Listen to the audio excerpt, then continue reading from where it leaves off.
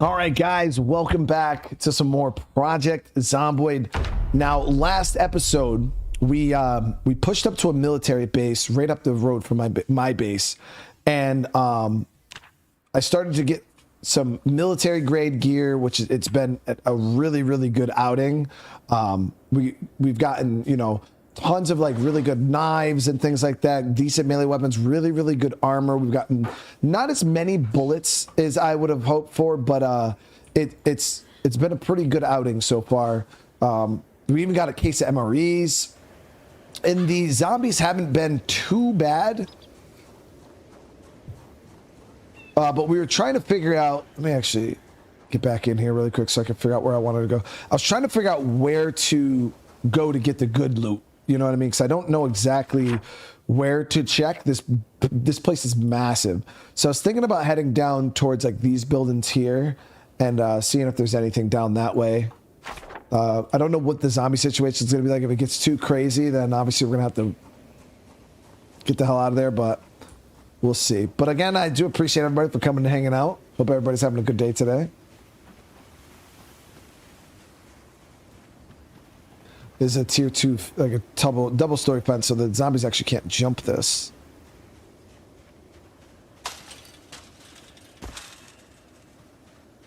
So it is getting late. That was 4 o'clock. So we're gonna make sure that. So I actually died in one of these buildings with one of my longest playthroughs I ever had in Zomboid. I will grab one of these metal pipes.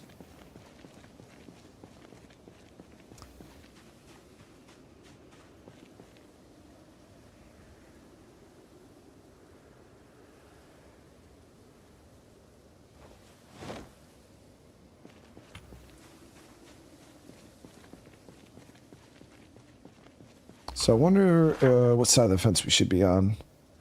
Be on the inside here. Yeah, this game's PC only right now.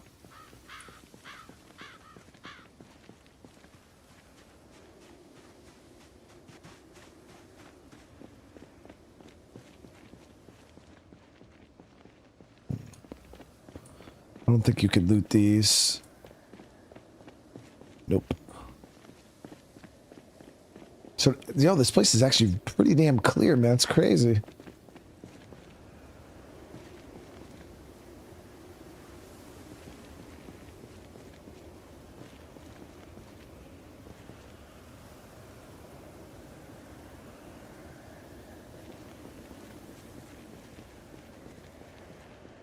Okay, we're looking at about 4 zombies here. Nothing too crazy. Nothing we can't deal with.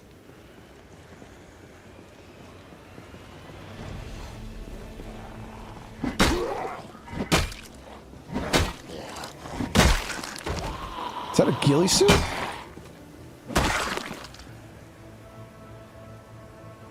Yeah, it was for sure.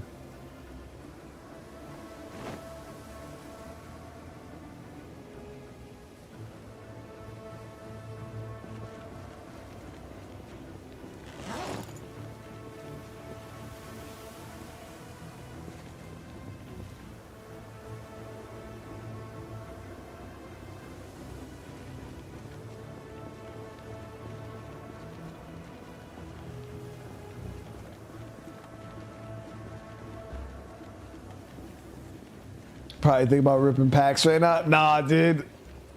We ripped a lot. We toward the end there we started, you know, we went off. We ripped some packs. I didn't want to rip too many though. Chat would have had me ripping would have had the whole store empty.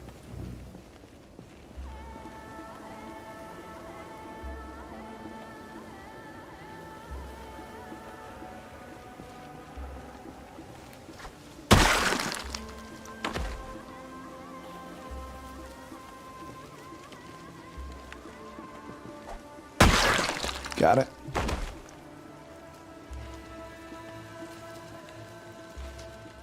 So we'll get in this big building here.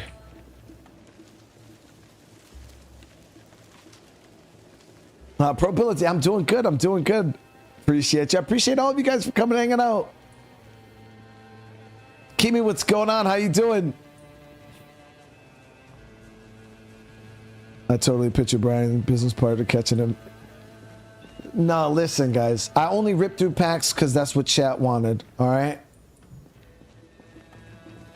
You guys can't flip that on me.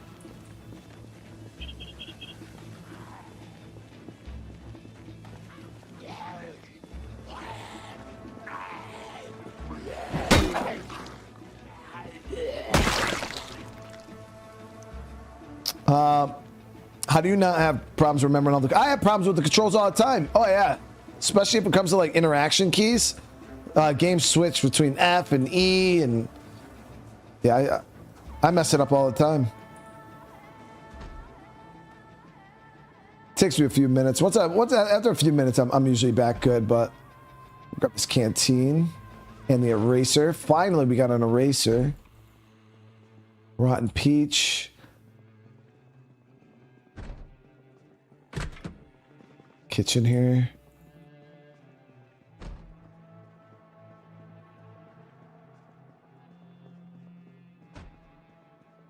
Nice. Got some canned food. Okay, so I don't think this is what we're looking for. We're looking for ammo. This is food.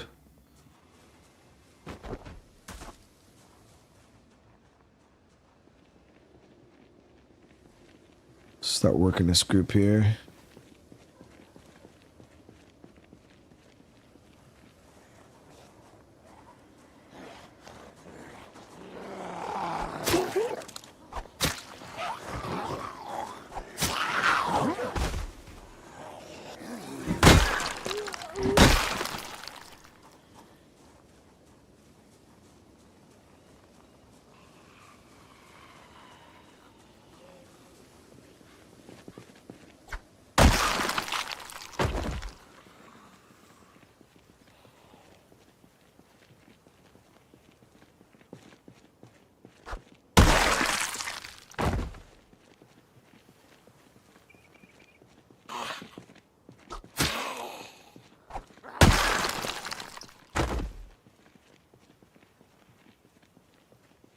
It's actually a... Whoop, no, I wanted to drop that on the ground.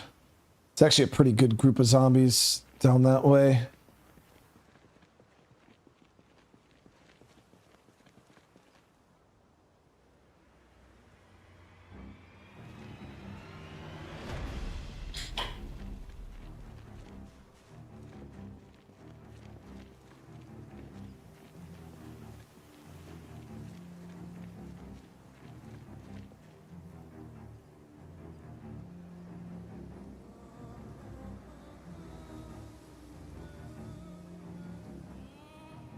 What's your Banisher opinion on Banisher's Ghost of New Eden? I want to buy the game. Just need.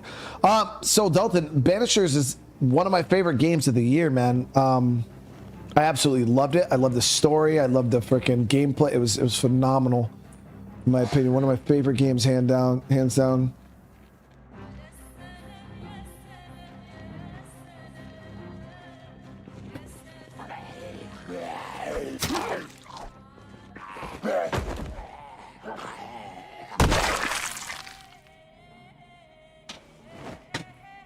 Yeah, some people don't really, I guess, don't like the combat. I know the combat starts off a little slow, and it does get slight. Oh, holy shit! There it is, guys. That's some big stuff right there. It can get a little repetitive at times, but I still think it's phenomenal. It's so good. All right, so we found some ammo. We found some guns in this warehouse here.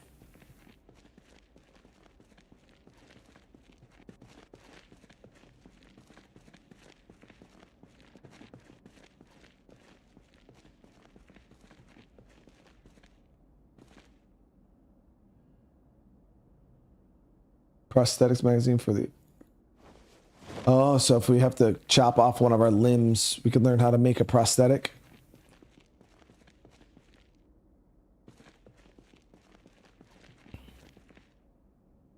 Oh, Travis, yeah, next year looks like an insane year for gaming, dude. Be pretty crazy. What is my favorite season of the year? Kind of depends. I like when it, my main thing, I just like when it's like 60, 70 degrees outside. It's usually ideal weather temperature for me. Not too hot, it's not too cold. But even like, you know, early fall when it's like sometimes during fall, it's not too bad. You know, it'll be like 40s and 50s. That brisk air is quite nice, but yeah, I don't like when it's blistering hot, and I hate when it's ridiculously cold too. So I think we might have to spend the night here, guys. Yeah, I think we're gonna spend the night here, and then we'll head out in the morning. Let me remove these markings.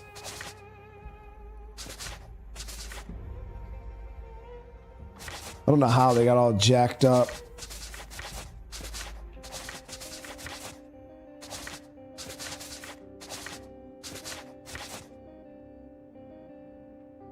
So we'll spend the night here, and then we're gonna head out in the morning. I feel like I don't want to push my luck. We've done relatively well to stay alive throughout this area, so we're gonna eat, we're gonna drink. No, we don't need to drink. We'll slog down this marinara sauce.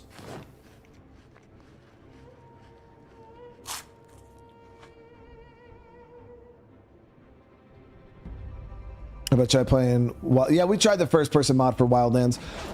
It was cool. You got to remember, I don't like most people. Not to say most people, but a lot of people like really love first-person shooters. Like that's their thing. Like a game has to be first-person, or like, you know, I don't really care so much for first-person shooters. Like I play them, obviously I enjoy them, but I actually prefer third-person camera angle over first-person.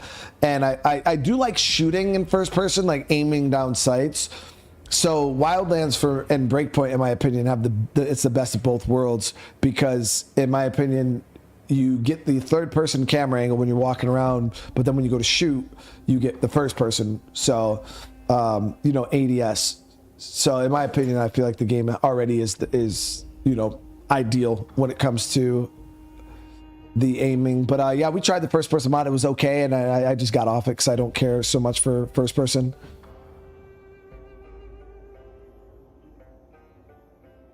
Yeah, no cards in this one. Jeez, man, 51 months. I didn't even know that was possible.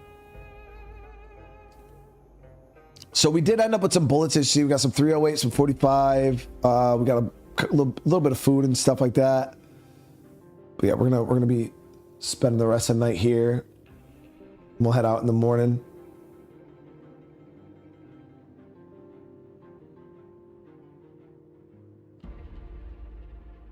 All right, so we'll sleep. What am I playing? Wildlands again? I think we just played it last night, didn't we? So it'll probably be a couple of days.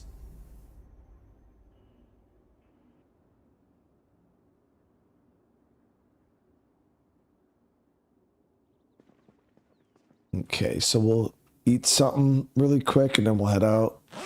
So we got a little bit of a walk back to base. Should be a pretty easy walk though. I don't foresee it being all that crazy.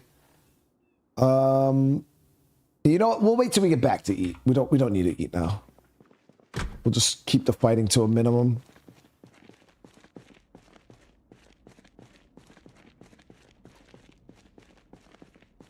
I would try to grab some more of these guns and shit, but they're gonna be quite heavy.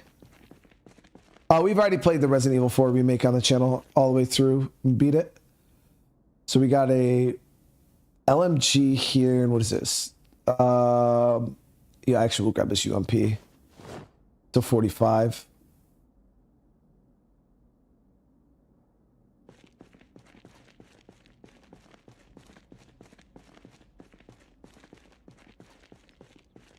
We've not played Raft, no.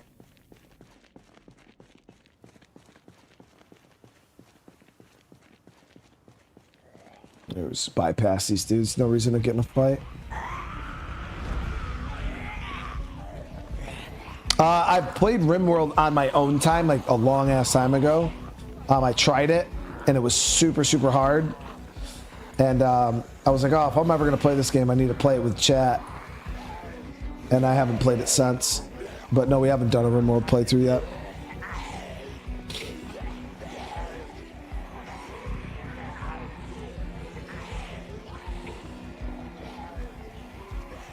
Yeah, I like went through the little tutorial or whatever, and then as soon as the tutorial ended, I like had my like 3 people, and I sent one of them who was like an assassin. I gave her like a revolver and sent her to go hunt a bear, and she literally got murdered by the bear like instantly. And then I like sent the other person up there to get the gun back because it was the only gun I had, and then the bear brutally murdered that person, and I just turned the game off.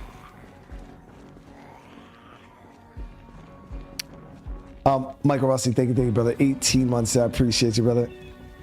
Just one more rip, just one more. Hey, see, I held back though, dude. Stalker game with mods before the new game drops? Probably not, Jesus man. All those modded games are a pain in the ass to install, and yeah, I'm not trying to go through all that.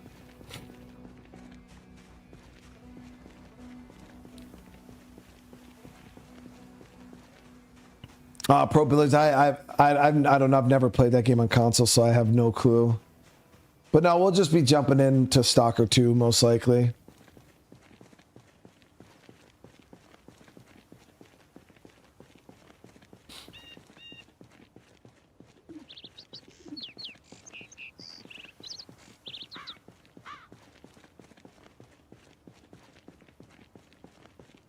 Okay, so we could start speed walking.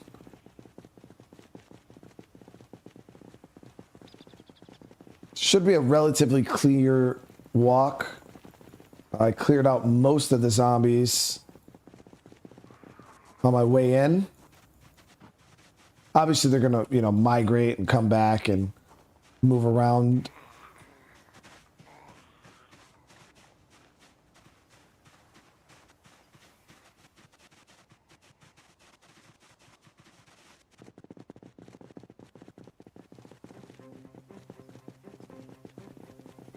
Yeah, Zomboid's a really easy game to mod. You just do it right on the Steam Workshop. Some games you gotta go, like, the Stalker, like, you gotta go out and like get a specific launcher for them, and it's just a pain in the ass.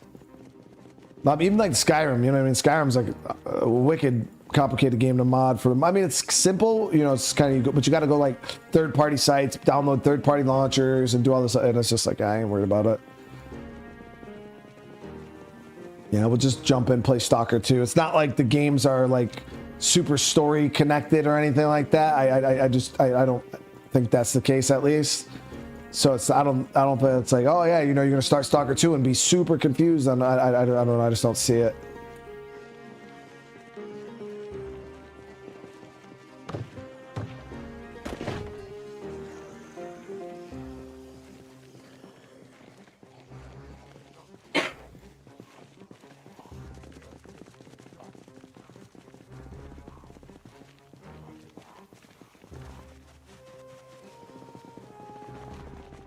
We gotta be careful because there's zombies on this road, and quite a few of them too. We actually almost got bit speed walking like this.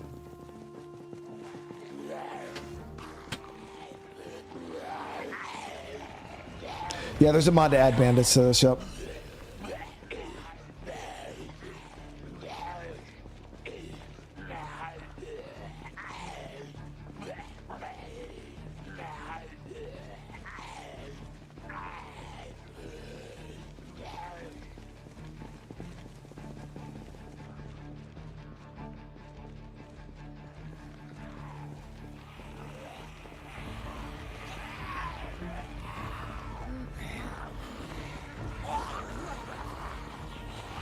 With the 11 months, almost 1 year, man. Dead Space 2008 for Halloween special. I've already played all the Dead Space on the channel. All 3 of the original games, and then I even did the Dead Space 1 remake. I don't look vintage no more? What do you mean?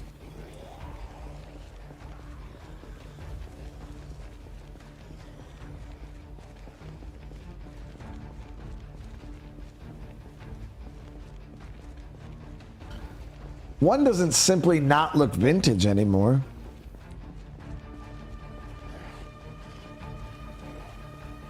Oh, my haircut? My haircut didn't take away from my vintagency. Have I seen the day 1 mod? Number 6, no. For what game? Now we got some cool stuff coming up though, even at, toward the end of this month, guys. We got one thing, super big surprise for me, but here in a few days we got the Call of Duty Black Ops 6 drops, and as you guys know, I love Call of Duty campaigns. The Black Ops campaigns are really cool too, especially if you played the other older games. They're always a good time. I think Call of Duty does a really good job for the most part on the campaigns. I always enjoy the stories. Very cinematic, graphically amazing game. So we'll be playing the Black Ops 6 campaign all the way through, and then we got the Dragon Age Veilguard coming at the end of the month, and we even got the surprise Red Dead Redemption 1 remaster for PC also coming at the end of this month. That's gonna be I'm definitely playing that.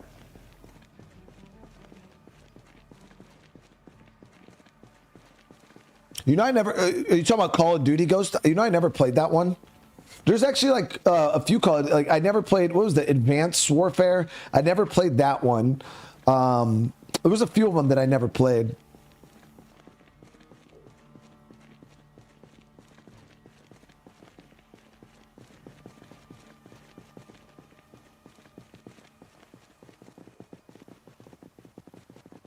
Yeah, I never played Call of Duty Ghosts. That was one of the ones I didn't play. That Advanced Warfare, I think it's Advanced Warfare.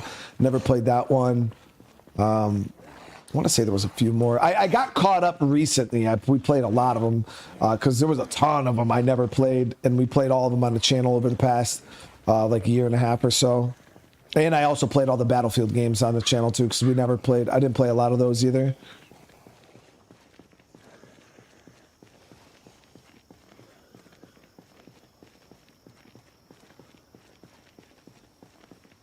RDR1 remaster, like new graphics, or just now it looks really good, Jesus man. I mean, I can't speak. I only seen the trailer, but it's not like a remake, so I don't want you to confuse it with a remake. It's definitely not.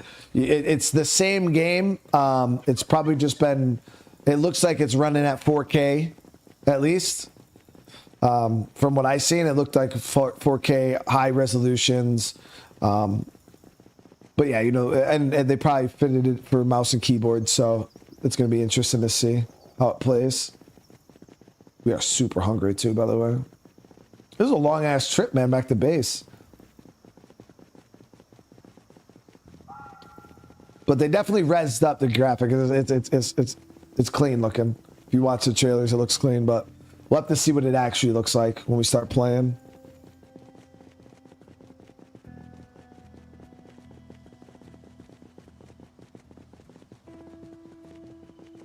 Jordan, what's going on? I'm doing good. Advanced Warfare had a good campaign. I might have to check it out one day.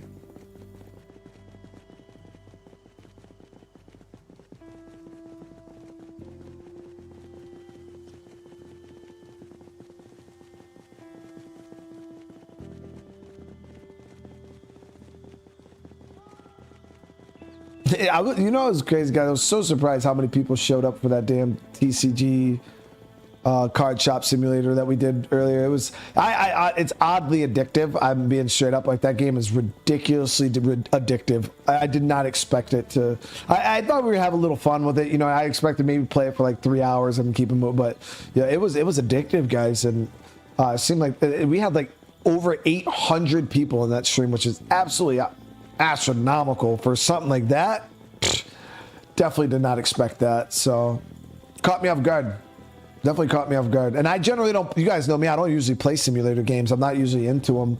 That one, obviously, you guys know I collect TCG in real life, so it was a little interesting for me. But yeah, it was a good time. I actually had a really good time playing it.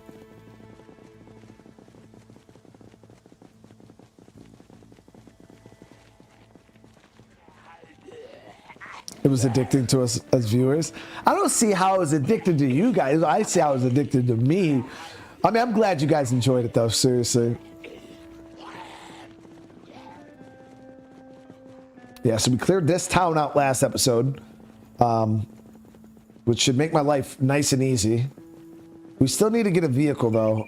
That's the one thing we're hurting on really bad is a vehicle. Pro Brother, thank you for the super chat, man. Best wish. I appreciate you, brother. I really appreciate it.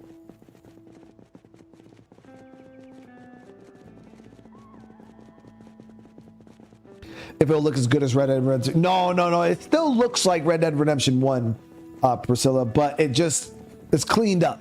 Yeah, you know what I mean? It's cleaned up a lot.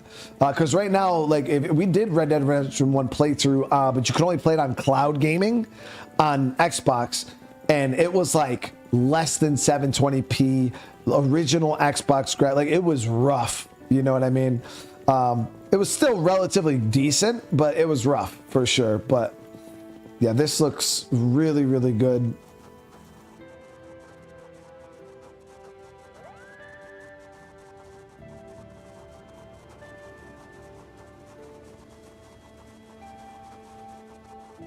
All right, so we made it back to base, guys. That was an awesome, awesome haul.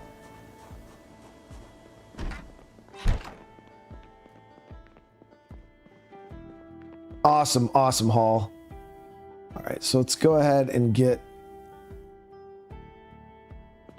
it all sorted out here.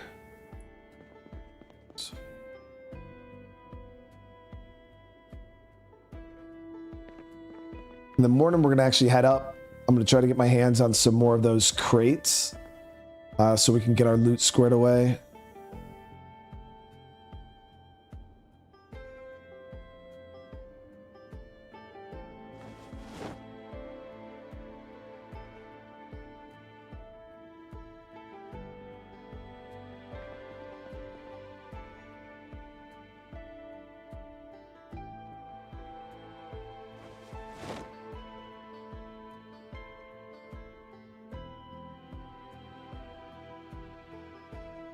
Oh my God, you know, I appreciate it, dude.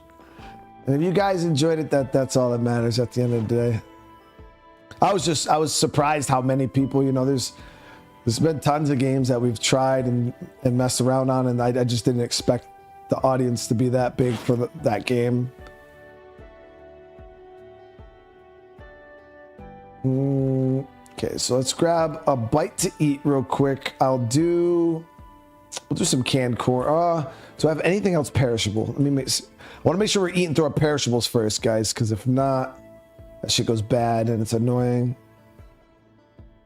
A lot of this is non-perishable, though. Here we go. Unknown mushrooms are rotten, of course.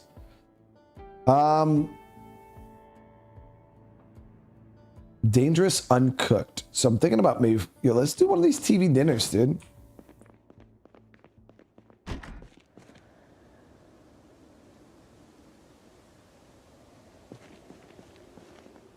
Let's do up a TV dinner. I will need something to light this, though, I think. Where's my lighter at? There it is.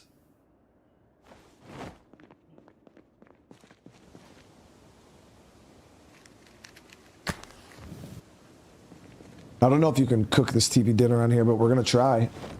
Let's see if we can cook a TV dinner on a grill. It's warming up.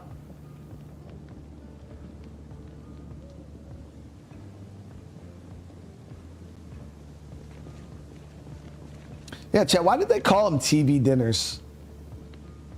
Is it because you bought them off the TV? Or what? Like, what is the saying behind TV dinner? Yep, it's cooked.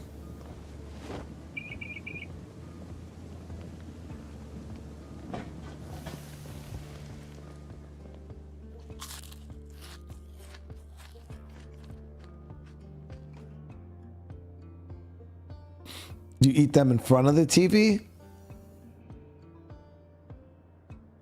I mean, you can eat any dinner in front of the TV.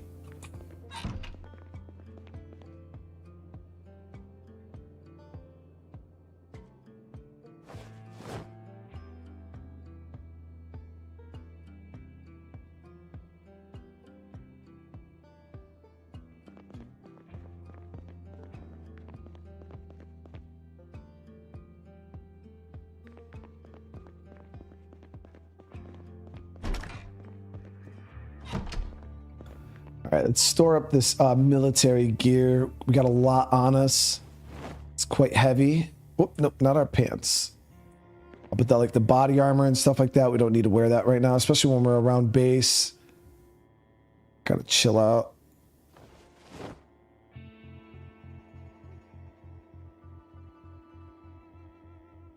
Now, if we're gonna push up into shit, then obviously we're gonna go ahead and gear up, but right now we can lay loose. All right, let's grab some sleep. And then in the morning, we're gonna try to go see if we can get our hands on a couple of those crates.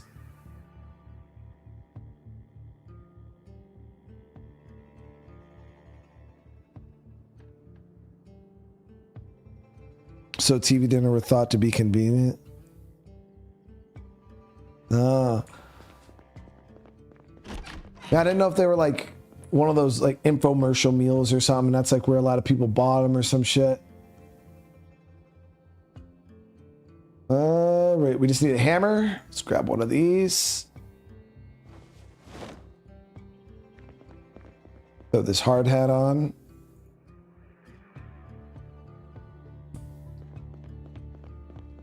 All right, so we're gonna head up. I'm gonna try to get a few of these crates.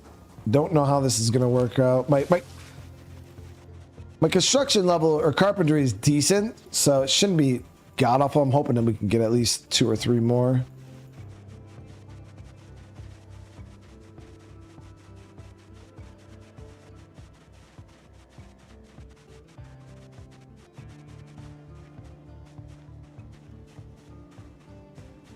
I mean, chat, you guys know, I mean, if you know, you know.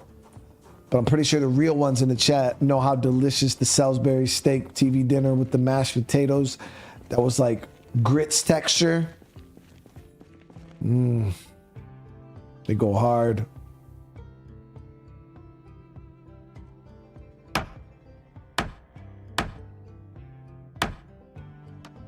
Got one. Oh, we might be able to do 2.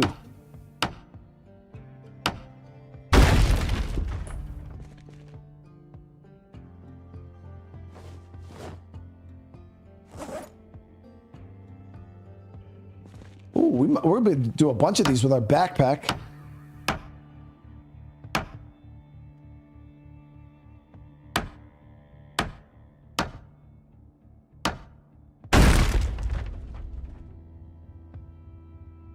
No, the Salisbury steak wasn't hard. It wasn't like, it was like a I don't know, a hamburger with fucking gravy on it, pretty much. I mean, that's all it was. It wasn't an actual steak. Man, getting no crates right now, dude. It was like a hamburger. It was like a dressed up hamburger patty with freaking gravy on it.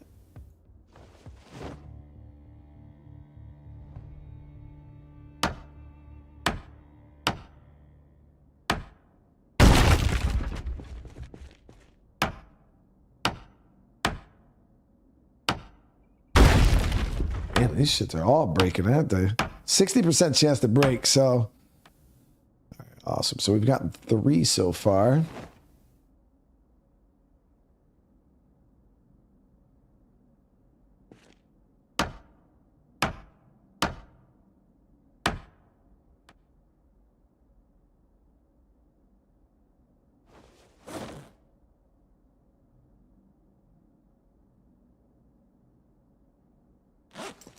So let's bring these back.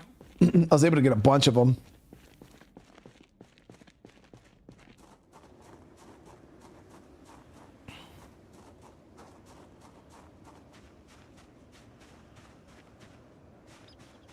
Yo, so the like TV dinner, like the brownie, dude.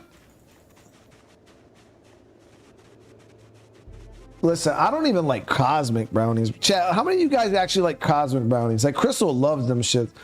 I think them shits taste like ass. I never liked cosmic. Like, I've eaten them, but I never liked them.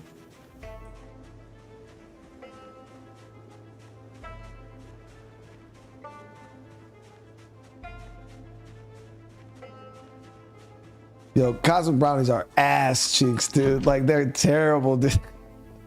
They're so bad.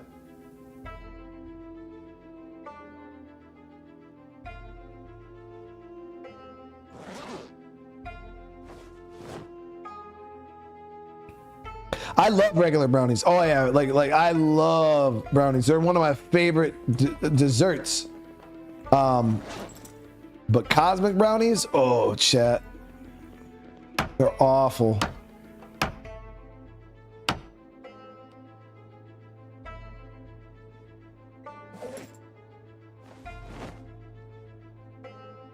You know what I used to really like when I was a kid? And I tried one a few years ago, and I'm like, yo, how the fuck did I eat this? And I used to like, and I already know some of you guys probably ate it the same way, but only the real ones in the chat probably ate it like this actually. But you guys remember those little, the little strawberry shortcake, like little cheesy little pastry. I don't know. They're like these little things that had the wrap. They were wrapped with the little strawberry. I think they were just called strawberry shortcakes, but they're like strawberry Twinkies almost. Had the little white like frosting on the bottom of them.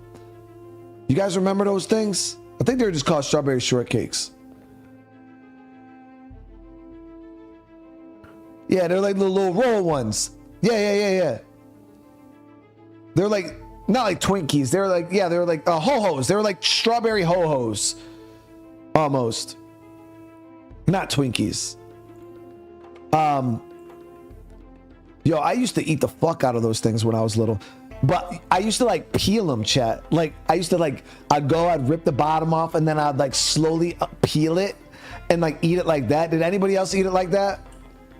I feel like only the real ones ate it like that.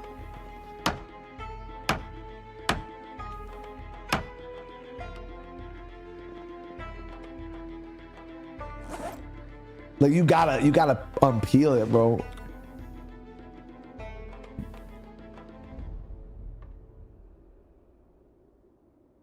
But the problem with them, like I tried one, they're just way too sweet, chat. Like I don't know.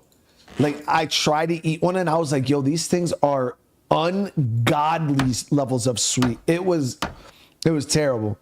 Same thing with zebra cakes, yo. Zebra cakes are fucking disgusting. I don't even know how people eat zebra cakes. They're way disgusting.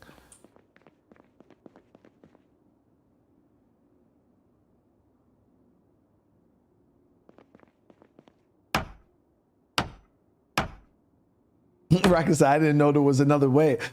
So from what I've heard, real savages, they just bite the whole fucking thing, dude. Like they just take it out the pack and just bite it like savages. You gotta unroll it, chat. All right, so we're gonna do guns and ammo in these for we'll do guns and ammo, and then these three here I'll save for food and shit.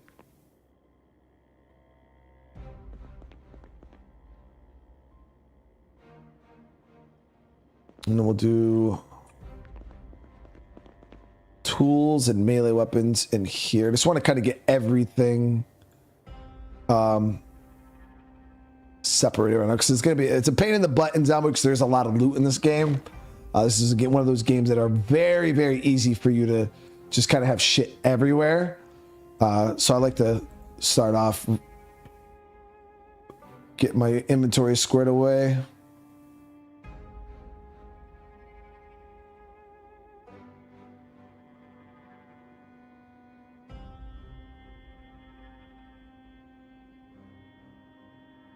Oh.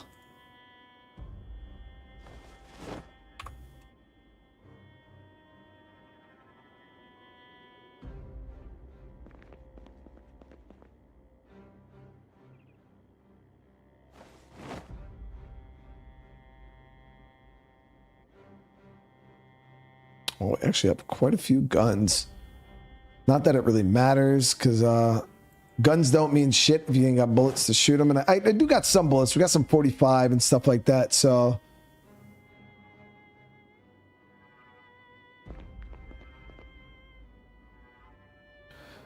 this crate down here, we'll do all of our ammo in and stuff for ammo. Pack of projectiles.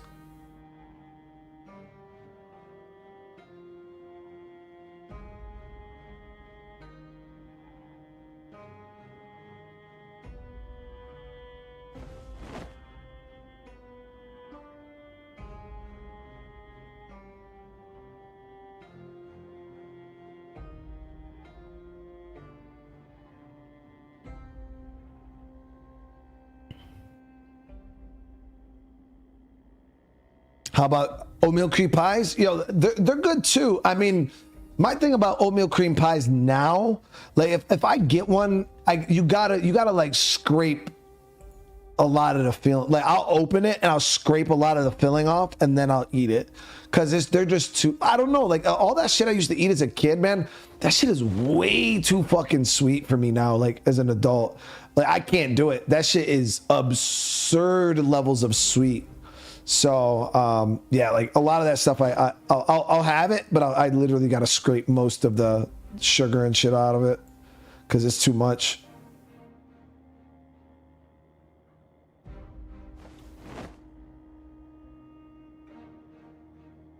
But they're all right, you know what I mean? They're still pretty good. I still like my, you know, homemade freaking brownies though. And I'm one of them weird people. I like the chewy end. Like I'm not a huge fan of the like. Please tell me somebody else is with me on this. Like I love brownies, like straight up.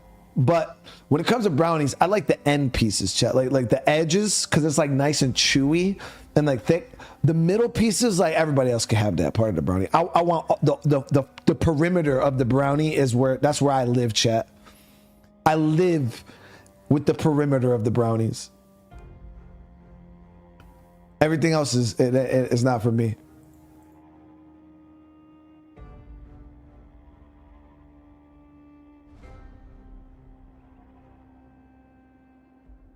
Okay, see, so I'm not the only one.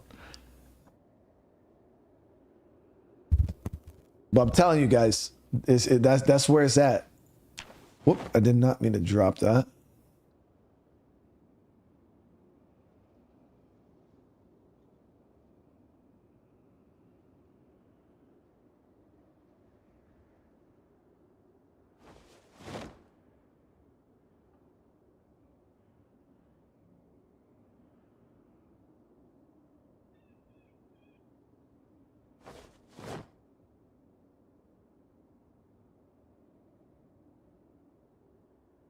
So we got decent bit of guns.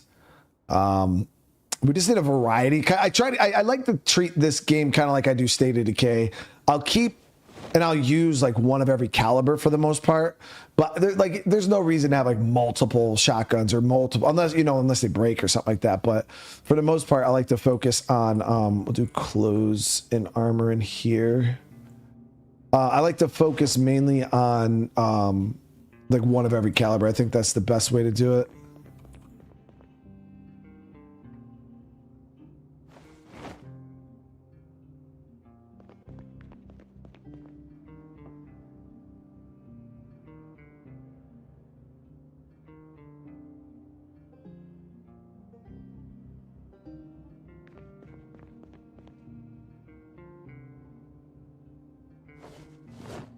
Projectiles, primers, gunpowder. We got some gun cleaning kits. There it is.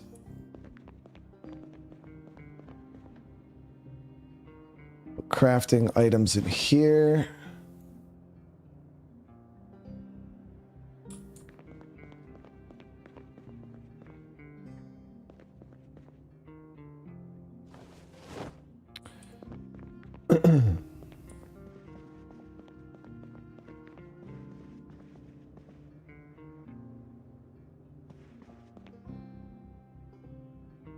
So right now, books and magazines, we'll throw them out here.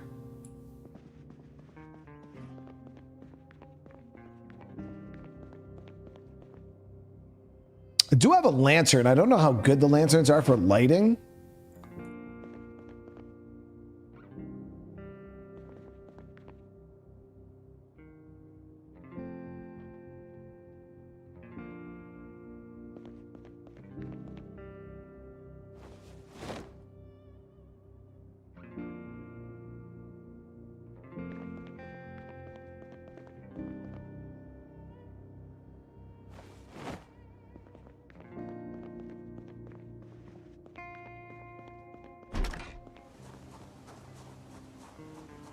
Wintertime setting in nice.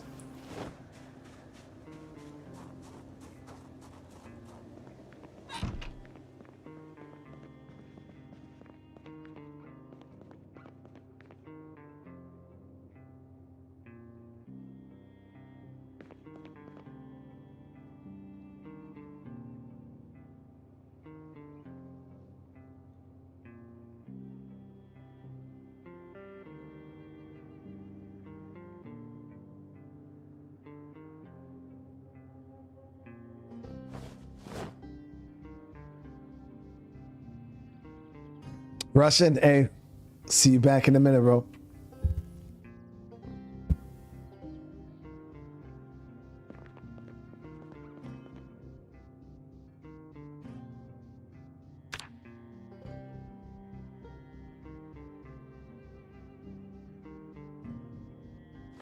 Yeah, we ended up with quite a few guns.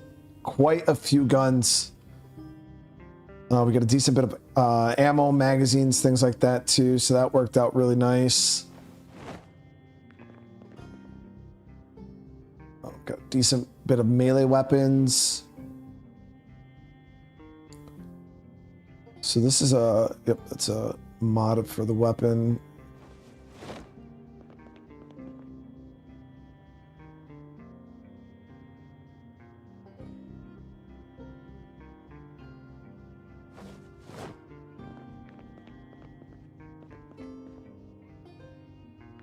All right, so we're good there. Now this should be all food, right? Food and meds for the most part. Yep, all food and meds. Some random shit we'll get.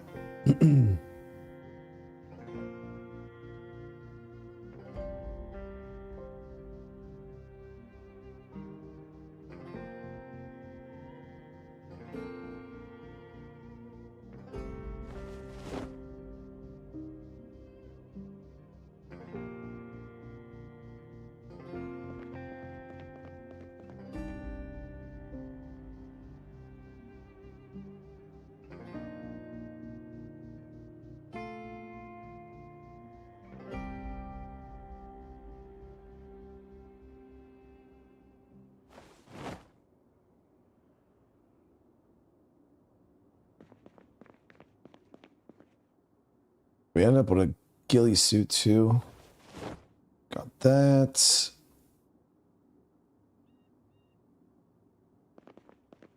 All my water containers and stuff right now, I'm just going to drop into the fridge. Got some empty cooking pots.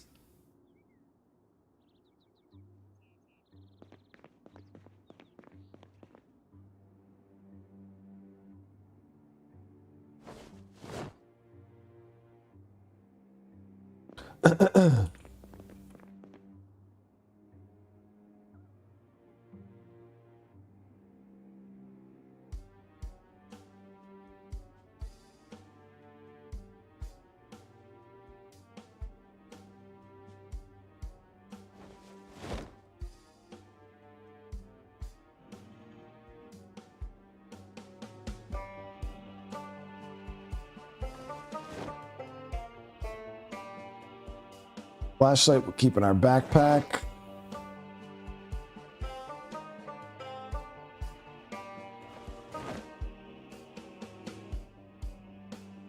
Wood glue, planks, tarp.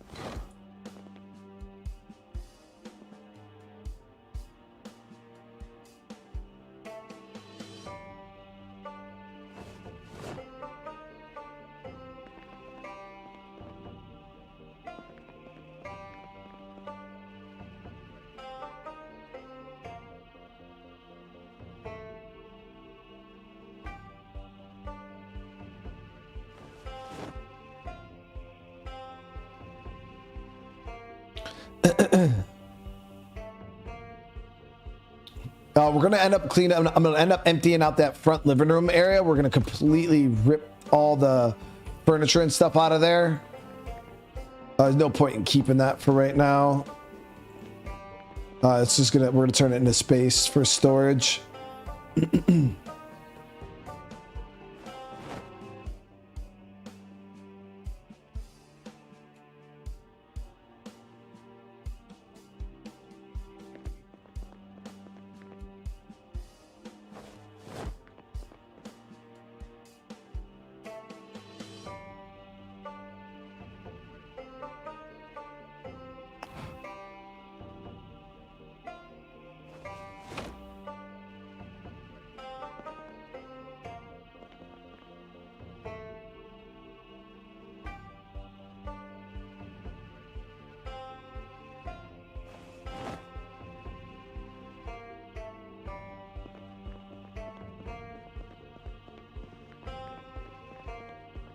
I spent most of the day today just kind of organizing, but and like I said, it needs to be done. I'll make everything every run we do going forward just so much smoother when you get to come back and you can just drop and go, drop and go, drop and go where shit goes.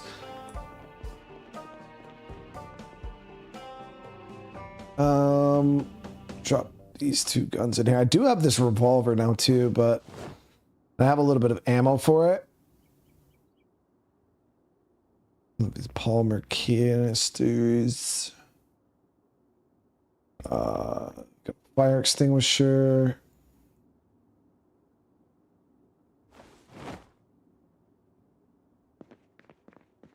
So medical stuff we could actually store in here. In my bathroom.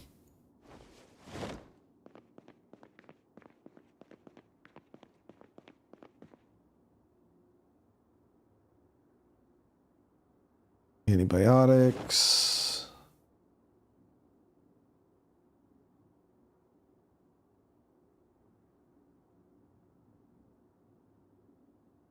Sleeping meds. I actually don't have a ton of meds.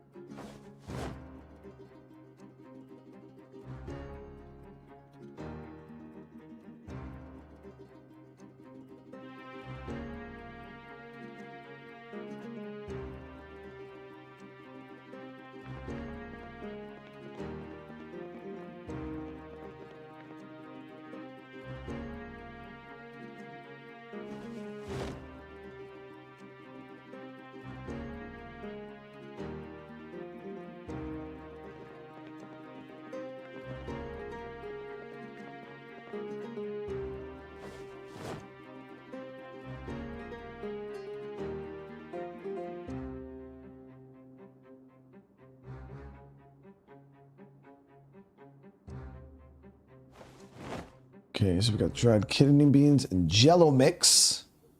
Pencil and eraser will keep on us for marking a map. Soap can go in here.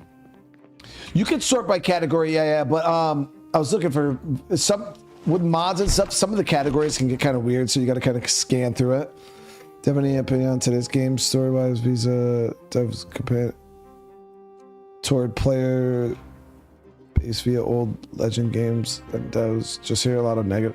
Yeah, Jesus, but I mean, I get into it every now and again. I'm not going to touch on it too much today because I feel like we just talked. But yeah, I mean, there's a very, very toxic environment between developers right now and game and players, and both sides are in the wrong.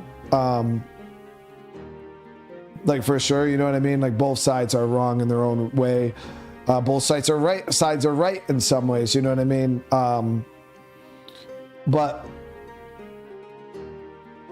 it's just hard because there's no common ground. Like people are just not finding common ground, which really sucks. And it's going to end up blowing up on us in a way that we're not going to be happy with. And like I said, like developers, like they could always just go get new jobs, you know what I mean? At the end of the day, the real ones that are going to suffer are going to be players when games we want are no longer being made.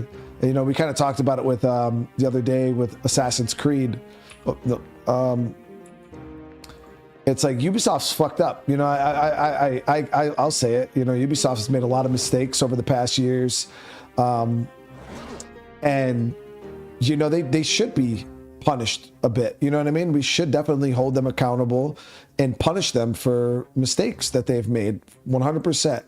But people aren't trying to punish Ubisoft anymore. They're not like, oh yeah, Ubisoft, like we want you to pay for what you've done. No, they want them to go away. They're just like, goodbye, fuck off. We don't want Ubisoft anymore. Like we want you to disappear. Fuck you, fuck your games. And I'm like, whoa, listen, no, like we don't want Ubisoft to disappear, bro. Like I would like another Ghost Recon game. I would like some more Assassin's Creed games. I would like them to do better, not disappear. That's dumb.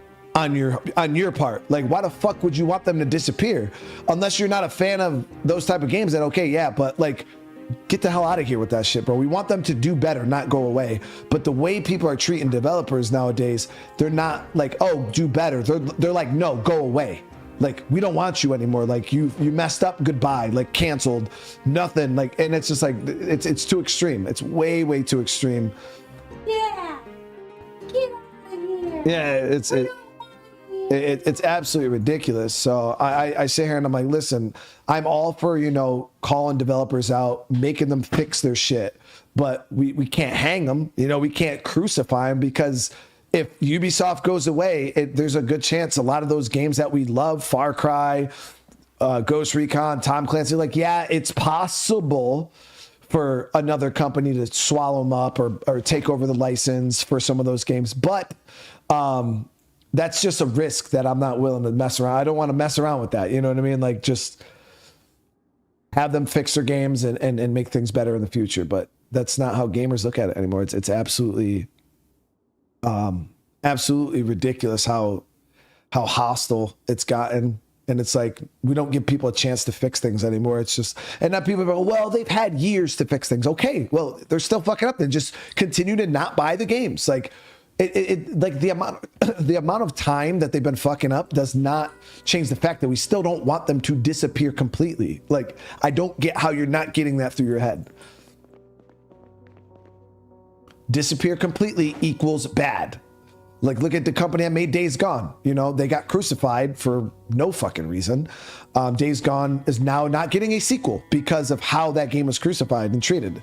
Sony was just like, nope, we're not doing it. So I'm like, well, thanks, guys. Thanks for shitting all over fucking Days Gone. It's a great game. The devs fixed the game, but we shit all over it so bad that the company's no longer making a sequel. Thanks. Like, you know what I mean? It's just, I'm not happy with that. You know what I mean? So that's why I tell people, like, chill out.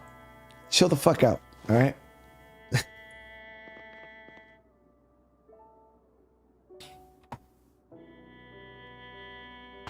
Yeah, and but so even though we're being jerked around, we just don't buy the games. That's how we punish them.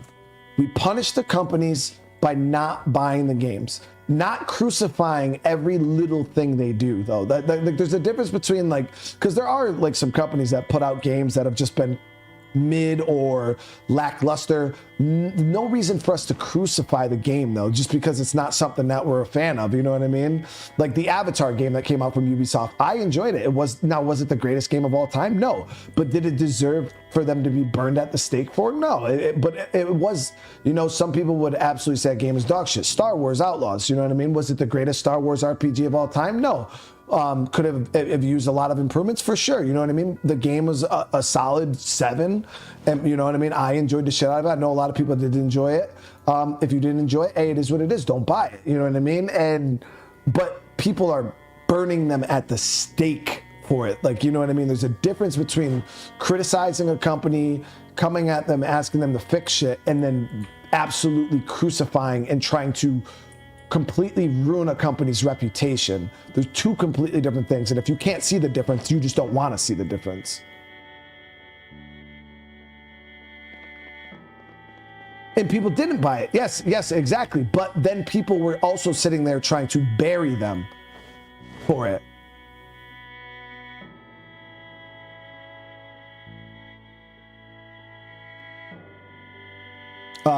And like I said, I never said anything about people that hey, you don't want to buy the game, you don't want to buy the game. But like I said, there's a difference between being like, I don't want to buy the game, and then literally sitting there trying to completely ruin a company's reputation because of the game. I don't care which. That's different. You know what I mean? That's not, and that's what people. Oh well, you know, I'm just upset. Well, yeah, or I just don't agree. No, you're literally being toxic. Like, that's all it comes down to. But then people will try to defend it. Defend their toxic behavior, but there just really is no defense. Like, there's never a reason for us to go that ham. Just the worst thing you could do to the company, just don't buy the fucking game. Literally, it's that simple. But people need to verbally slander every content creator under the sun. Needs to jump on the negative hype train to get clicks And next thing you know, it's turning into these big ordeals where companies are now, you know, going under because of these so much negativity. It's hurting them even when they're, and it's putting a magnifying glass on them. All right, so we got this all sorted out, guys. It's all good. Hate does affect companies, and then that's another mindset that oh, hate doesn't affect companies. No, it does, because what it does is Ubisoft puts out a game, right, and it catches a bunch of hate, because nowadays, like, if you would have said that 10, 15 years ago, I'd completely agree with you. But you're 100% correct. Hate, any publicity is good. Publicity is publicity at the end of the day. We're not in that era anymore. We're in cancel culture now, like completely different era.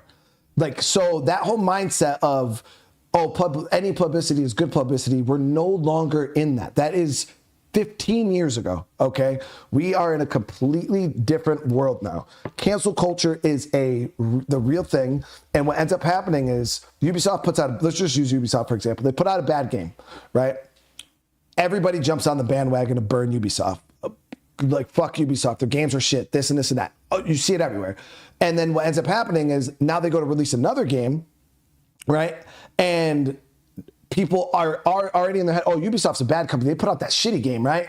And then everybody's just like, automatically will just assume, oh, this game's shitty too. Ubisoft's just a bad company. Fuck, everything's under a microscope. And that's how it is once you start getting bad press nowadays, like, everything you do is now under a microscope, and people start to criticize things that aren't even that big of a deal, but they'll blow them up because they want, you know, for clicks. They'll always take these small little things and they try to make them bigger than they are because it gets clicks. You know what I mean?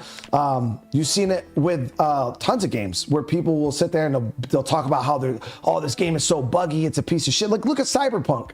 You know what I mean? Cyberpunk is the perfect example of the problem with the gaming community today. Cyberpunk had issues when it first released. Tons of issues, you know what I mean? And I guarantee you can go to forums, you can go and ask people nowadays, hey, what do you think about Cyberpunk? And they'll be like, oh, that game's shit, dude. Yeah, when that game came out, it was so fucking broken, it was busted, it was this, it was that. And it will sit there, and because it happened to me, I literally was asking people's opinion, like, hey man, should I play Cyberpunk? Is Cyberpunk a good game? And they're like, no, dude, that game's fucking shit. Oh, it's so fucking bad. It's a buggy mess. Like, don't waste your fucking time with it. And it's like, wow. Like, really? And then come to find out, they're not talking about Cyberpunk now. They're talking about Cyberpunk when it first came out. And I'm like, bro, I don't care what Cyberpunk was like 4 years ago. Like, it doesn't matter to me. I'm asking you, what is Cyberpunk like now? And that's how gamers are.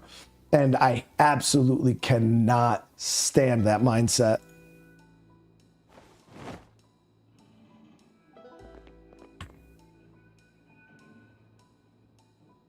I mean, I'm not saying game companies are innocent, but if you cannot acknowledge the fact, like, that gamers are the most toxic, entitled babies of nowadays, then you just don't want to see it, bro, because you can't see one side and you just don't want to see it, bro. That's what it comes down to.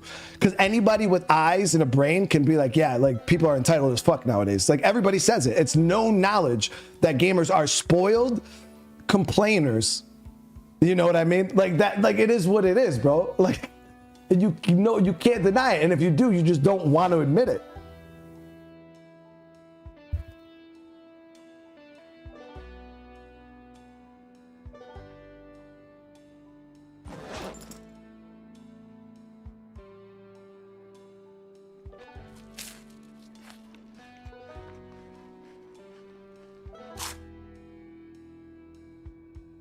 And John, and I know it, and like that's what I'm saying, they fucked up pretty bad with Cyberpunk from what I heard. I didn't play the game on release, so I don't know.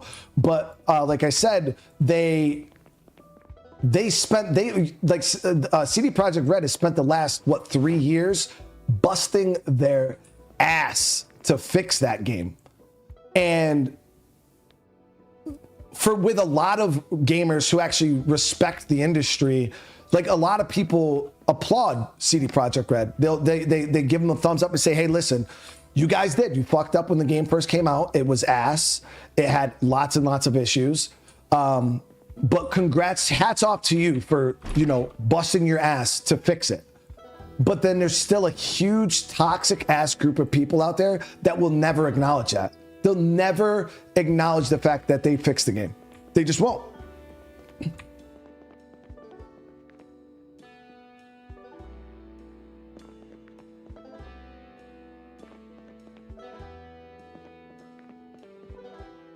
And you know what I mean? And there's been quite a few games, you know what I mean, that have come out. They were kind of lackluster. Dying Light 2. I thought Dying Light 2 on release was not that great, especially compared to Dying Light 1.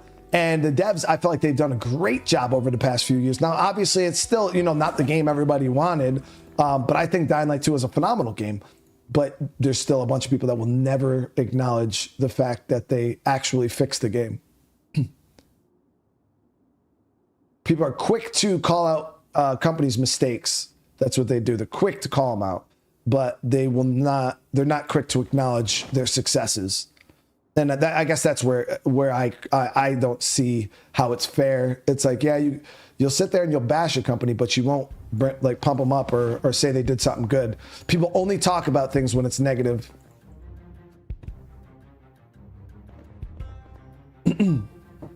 Yo, Cyberpunk's so good. Yeah, Cyberpunk's a really, really good game. All right, so we just spent the day fixing up. We're gonna head up to town. We're gonna literally break down a bunch of BS. We're gonna try to get some loot. I need a hammer. And I wonder if we should bring a crowbar. We'll bring a hammer and I'll bring a crowbar. So I think that'll help us get into some of those locked locations. I got my axe that we can use to break down some of the walls. And that should have us good. Yeah, we should be good with that. We'll put that in our pack for right now until we need it. Water is good. We'll grab a little bit of food for the road. 2 bags of chips.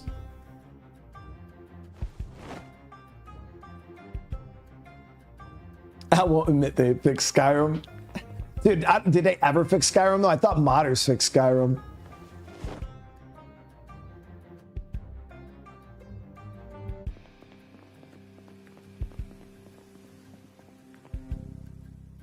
Yeah, respectable gamers talk about CD Projekt Red and No Man's Sky, but there's still a huge group of people that will tell you No Man's Sky and Cyberpunk is garbage.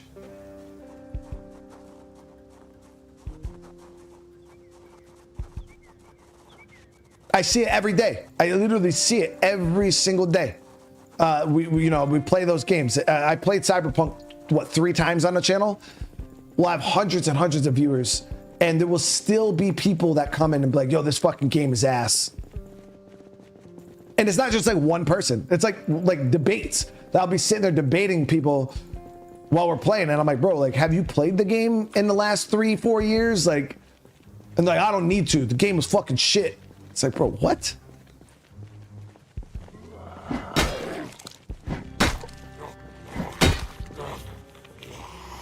I think when you're cold, we swing slow or something.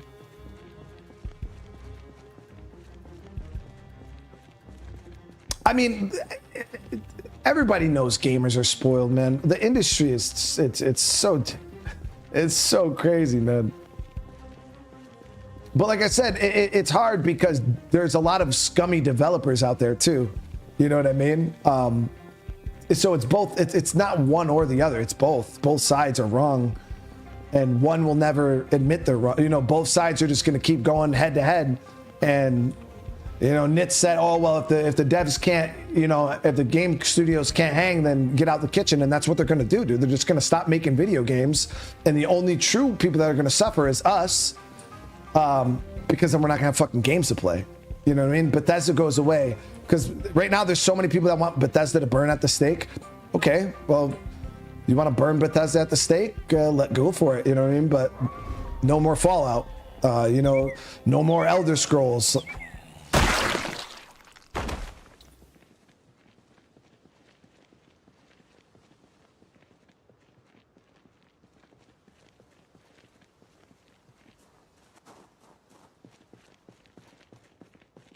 It's like people think if oh well, if we push this company hard enough, they're gonna fix their shit. And it's like true, you know, that we should push them, but there is a point of pushing them too far to the point where they're gonna close.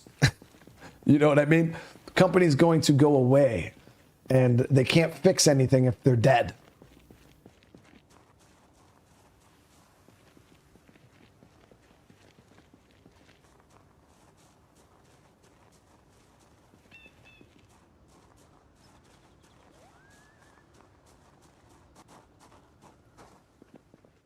I was talking to somebody the other day. I never thought about it like this shit. So back in the day, you know, when I was a young, because you guys know I'm vintage. Back in the day, we used to pre-order video games because if you didn't, you know, you'd go to GameStop, you'd have to stand in line for what, fucking 6 hours sometimes, midnight releases.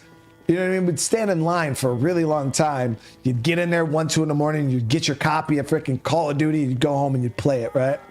That's how you used to buy video games back in the day for you youngins. But nowadays, I never even thought about it. Like, we pre-order digital copies of video games. And I thought about it. I'm like, yo, why? We're fucking idiots, bro. Who the hell?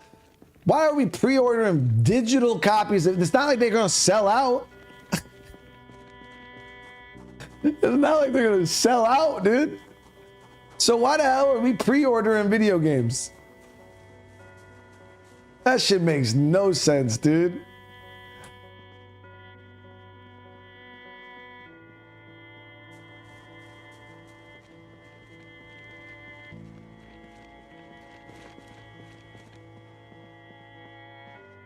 So I stopped pre-ordering games for the most part. The only reason I would tell you to pre-order a game is if you could pre-download the game. And if it's a game you're 100% going to buy anyways. Because sometimes when Steam releases games, like Steam will get all buggy and shit. And we've seen it happen a couple of times where Steam will get all buggy as hell. And you can't even like download the games properly. That's the only time I'll ever really mess with like pre-ordering games, is if I can preload it and then I don't have to wait the day of to freaking, you know, spend 2 hours downloading the game. But you know, there's really, I never understood like why we're out here pre-ordering digital copies of games, unless they obviously, you know, for early access, but like that's a dumb thing. It's like, yeah, let me pay 30. Now me as a content creator, obviously, you know, I get games early because obviously to stream them, but yeah, for everyday consumer, I'm like, why the hell would somebody want to spend $30 just to play the game 3 days early, bro? Like, that makes no sense.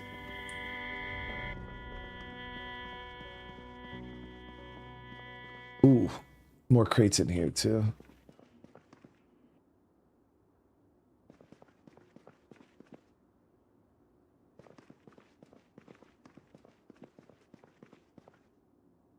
But you cannot make it go away by not punishing the companies and somewhat. No, Jesus, man, I 100% agree, dude.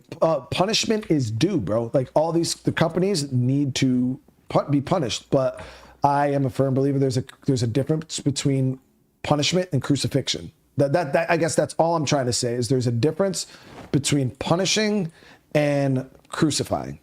And in today's day and age with modern day gamers, there isn't a difference. Their punishment is trying to delete the company, trying to close down the company. That's what they want.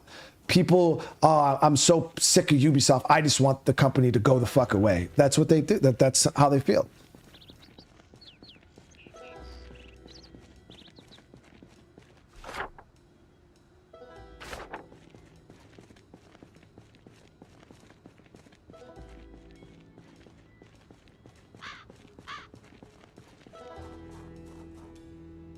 Grab all this.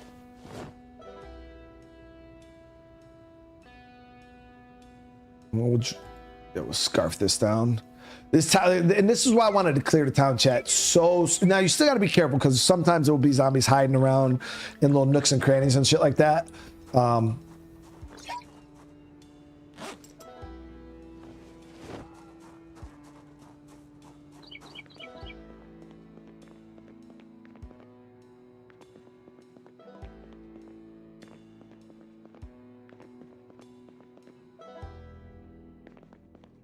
Hey, I like a good phone game every now and again. I'm a huge Clash of Clans fan. I like me some Clash.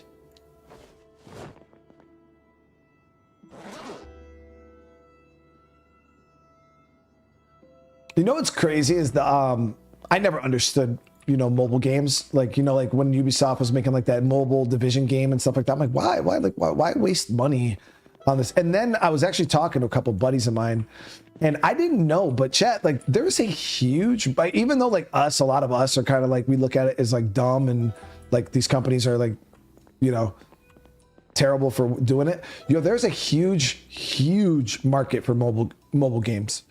It's absolutely insane how many people play mobile games. And some people, like, they really play these fucking games, like PUBG Mobile, Fortnite Mobile. Like, these people really, like, that is their console. Like, that, like, their phone is their actual console. They buy controllers for it. They really are out here playing this shit, guys. I'm like, whoa, like, I didn't think about it, you know. And some people, they do got really nice phones, you know, and maybe they don't have enough money to have a phone and a PS5. But yeah, people really play on them phones. Yeah, it's just crazy. I did not know that that it was an actual market. I guess there's even been like Call of Duty games that have released for console or for mobile. I didn't even know there was a freaking Call of Duty game on mobile.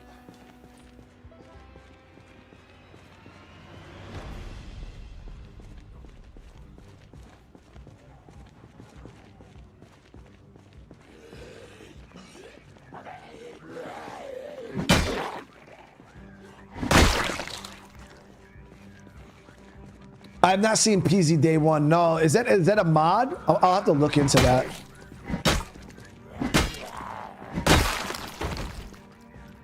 So we'll have a couple stragglers every now and again like this, but shouldn't be too crazy.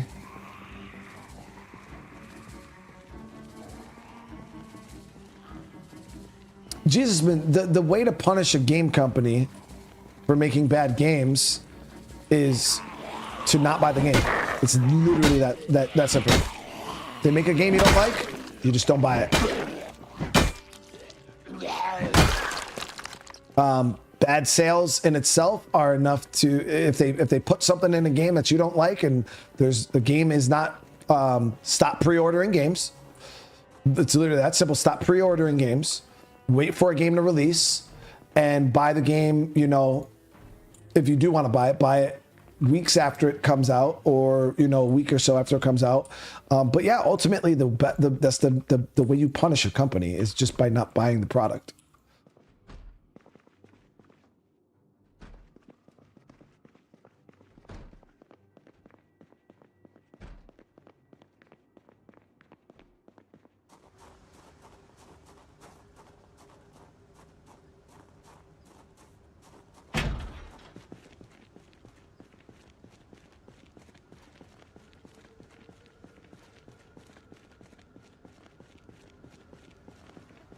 But I mean, I meet a lot of you guys here in this community that and I respect it, dude. Some of you guys put a lot of, because today's economy, you guys know how it is, man. It's rough, you know, especially if a video game's $70. Like, some people might only have enough buy video at $70 price point. No bullshit, guys.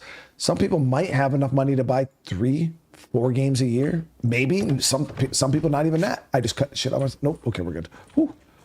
Did not mean to do that. But yeah, you know, if you only got 3 games a year that you can buy and 12 games are coming out, you definitely want to make sure what you're buying is something that you're going to enjoy and not be a bunch of bullshit. You know what I mean? So that's why I've met so many of you guys that don't rush out and buy a game day one. Like, you know, and some people they're so impatient. They're like, nah, dude, I want this game right now.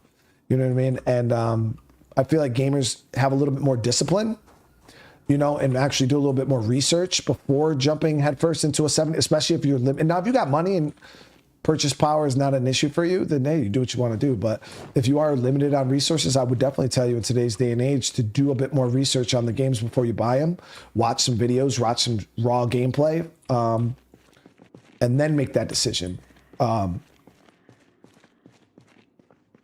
Instead of rushing out day one to buy a game. It's all rotten. And if it's a game that you find to be meh, oh yeah, you know, I'm not a huge fan of this. It looks okay. Wait for a deep sale. You know what I mean? Most games at some point will go on a huge, really deep sale. And then if it was a game you considered mid, not something you would want to really spend $70 on, and but maybe it's something that you're willing to spend 20, $30 on.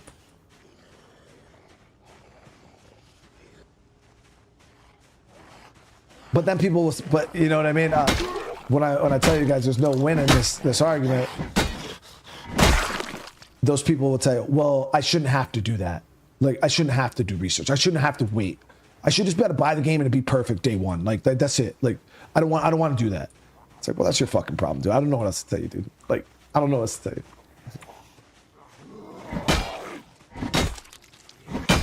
You want everything done exactly how you want to do it, and there's no convincing any other way, dude. It is what it is.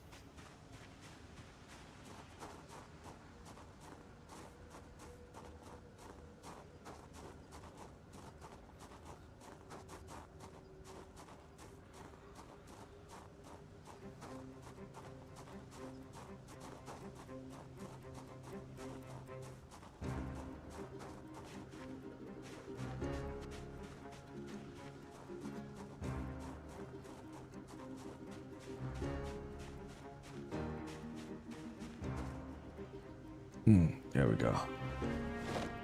Now, I do feel like as a whole, the gaming industry, like gamers do need to stop buying these fucking $100 editions of games that come with like an extra music pack and, you know, a couple skins and then they'll charge $100 for it. And people are really out here buying this shit. Now, like I said, I usually buy the early access stuff. I do personally because it's for my job. God damn it. Yo, he keeps like auto going out the windows. That shit is so annoying. Okay, it's just a scratch, so we're good. And I need some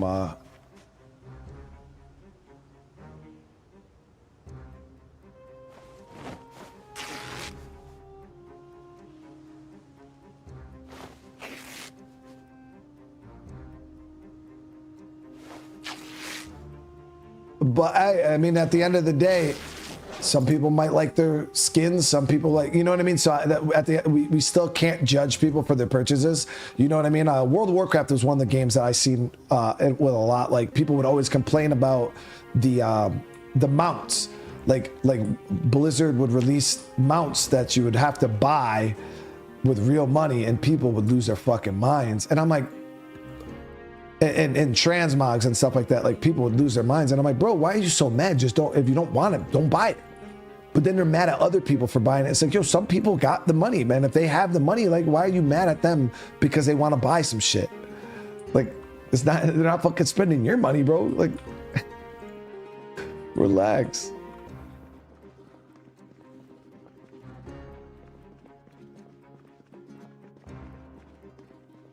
Now, if they're coming into your house, taking your wallet and buying that shit, hell yeah, dude. Oh, the guys that made Day Before You trying to come back with another game, Kevin, I seen that. That shit's crazy, dude. Got a little bakery here. A lot of this food is rotten, guys, obviously.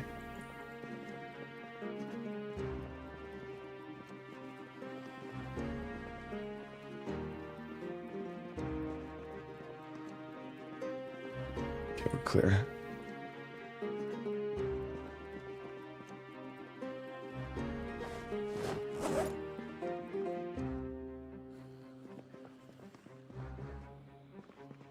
I hear zombies. I don't know exactly where they are, though.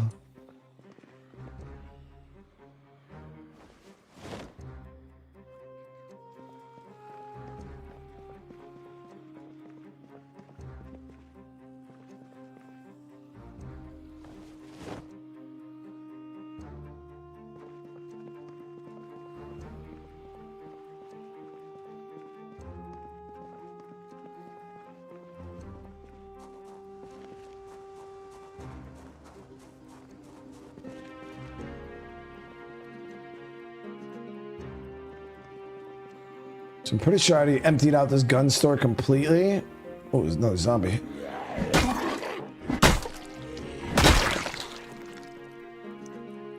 Shotgun chest bandolier. We'll grab that.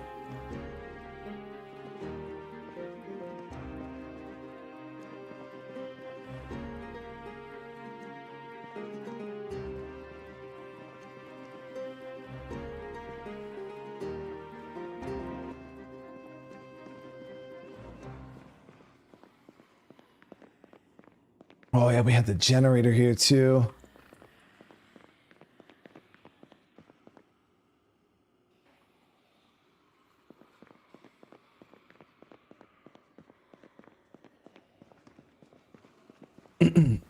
Ah, Jesus, man, it's just how I feel, man. It is what it is. I said, like, some people they don't see it, and they don't want to see it, you know. And a lot of people are just very stuck in their ways, stuck in a certain mindset. I like to see.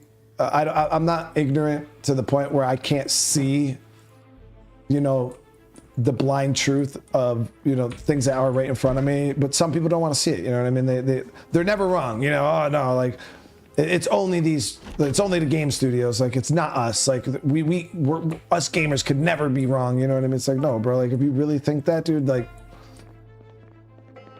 you're the problem. Like you are the actual problem.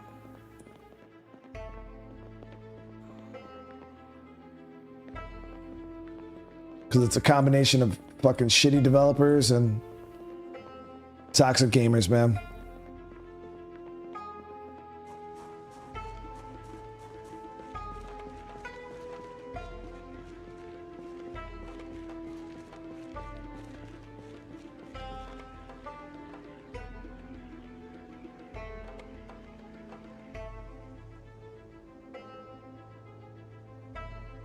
Oh yeah, and now Cyberpunk, you know, if Cyberpunk was really as bad as they say it, because like I said, I can't judge Cyberpunk from when it first came out because I never played it. You know what I mean? But the fact that the game is so good nowadays, it's like if a company, the main issue comes from. I guess the main question I'll ask you is, so do game companies only have one chance to get it right? That's it. Like I'm asking you, do game companies, I'm asking everybody, do game companies have one chance to get it right? Like, that's it. Like, do you honestly feel that, no, yeah, they have one chance. Like, the game better be released good, period.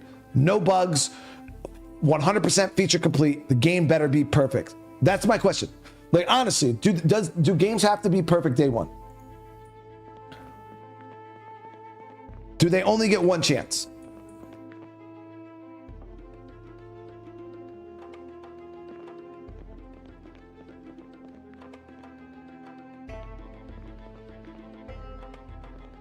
Now, I'll see a lot of you guys in the chat saying, no, not one chance, no. But that's the problem, is a lot of gamers are holding them to this standard of the game has to be perfect, and they don't have a chance to fix it. Like, you don't get a chance to fix it. It needs to be good or you're dead to me. That is the toxic mindset I'm talking about. Where we're sitting here like, no, the game should be. Now, there's a difference between a game being absolute dog shit when it comes out the day before, a scam, you know, when it first comes out, like 30% feature complete when it first comes out, you know, early access BS when it first comes out. Yes, we're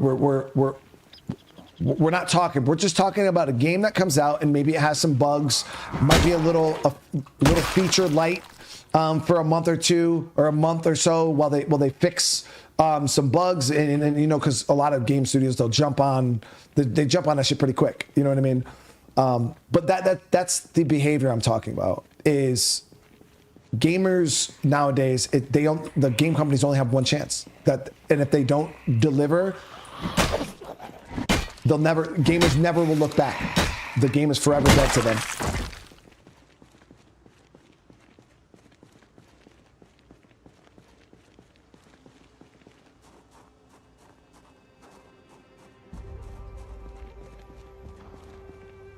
So that's why I ask, if we're going to hold these game companies to that standard, guys, how can you not see how we're setting them up for failure? Because we're demanding absolute perfection day one. And, you know, obviously we want the games to be functional. We don't want them to be ass, but at the same time, we have to have some room for error. You know, 2K, I boycotted the fuck out of 2K for a long time. I didn't buy a 2K game since 2019. And I actually gave them thumbs up this year because 2K25 is phenomenal. I enjoy the shit out of the game. So I was like, yo, respect 2K. Like, I hated you guys. I hated the company. I thought they were scummy as fuck, especially with like the VC and all that stuff. Scummiest game company in the planet. And my hat was off to them because I honestly felt like 2K25 they did a really good job with it.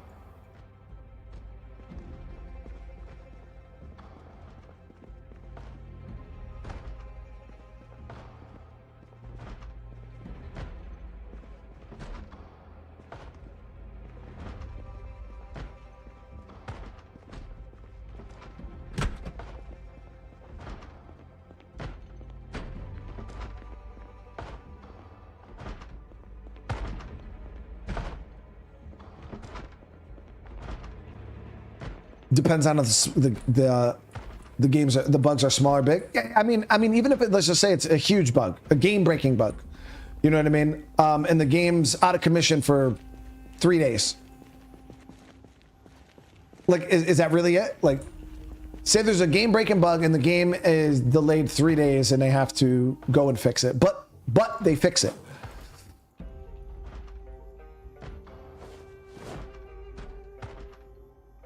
That's what I'm saying. I don't get this. Like, as long as they fix, like, now if I buy a game, right, 60, this is the example I'll give. If I buy a game, $60, comes out buggy mess, okay, and it's not something that they can fix within, I'd say 2-3 weeks, to get the game functioning, yeah, I would throw a fit. I'd be like, what the fuck, dude? Like, come on. Like, you should have just why didn't you develop this a little more? Like, if the bugs are this bad to where I can't even play this damn game 2-3 weeks after its release date, we got an issue. But that's usually not the case. If there is some game breaking, really bad bugs, we all know, honestly, most game studios will have it fixed within 24 to 48 hours of the game releasing. And a lot of times, a lot of the things we see issue-wise is performance, optimization, and usually within 48 hours or so, they'll have the optimization squared away. Because that's the main bug that we see nowadays is just optimization. A game will come out, it'll run at like fucking 30, 40, or like 30, sub 30 frames per second. And usually they got to work pretty hard to fix it, but they'll fix it. And within a couple of days, the game's running smooth.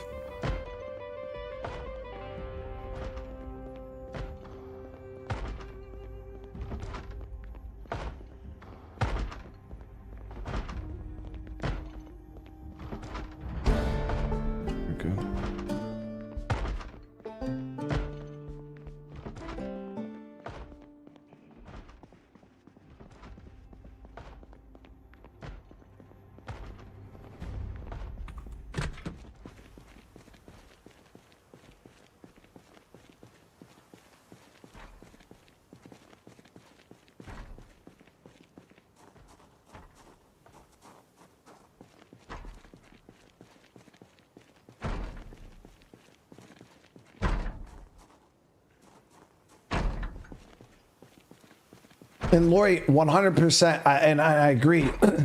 The other example I guess I could give to try to really get people to understand what I mean. So imagine you go to a food restaurant, all right? And you go and you order, I don't know, a fucking steak. And you want it medium rare. And you want your mashed potatoes with gravy. And you want corn on the side. Now say, because I know this has probably happened to every single one of us in the chat. Now say they come back with your meal and your steak is well fucking done, damn near burnt. All right. And your mashed potatoes have no gravy. Okay. And they gave you freaking some dry ass green beans or something, you know what I mean? And not your corn. most of us are gonna send that shit back and be like, bro, what the hell? And they're gonna say, dude, we're so sorry.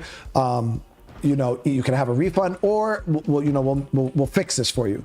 Most companies will want to fix it for you. You know, they're gonna try to get the food, and they're gonna bring you back your plate, and it's gonna be done right.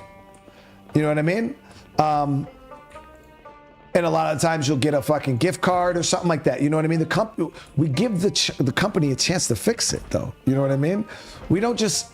Some people might throw a fucking fit and be a Karen and fuck this place, I'm never eating here again, and storm out the damn place. You know what I mean? But I feel like a lot of people in their right mind would be like, yeah, please, thank you. You know, thank you for the gift card. Thank you for fixing my food and bringing it back to me. But imagine if we got up and just walked out and never went back to that restaurant again because they messed up my meal one time. You know what I mean? Could have just been a bad day. They could have been super fucking busy. Some of you guys probably worked in kitchens. You know what I mean? You don't know the time crunches. You know that the pressure that is on. Fucking, you got 45 orders you're trying to deal with. Sometimes people make mistakes. Companies make mistakes. Game companies make mistakes. Like, nobody's perfect. Especially in a video game. I feel like it's way easier to fuck up a video game than it is to fuck up a steak. You know what I mean?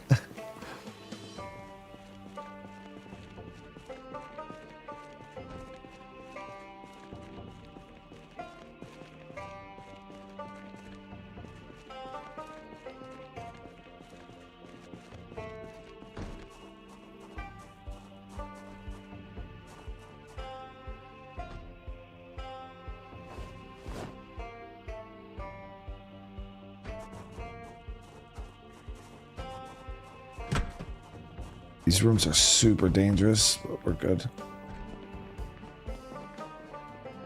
Now, I think you could turn... I don't know if it's bourbon that you could turn into Molotovs, guys. I think it's bourbon that you can turn into mollies, though. And you could also take wine bottles, and I think you could fill them with gas and turn those into Molotovs.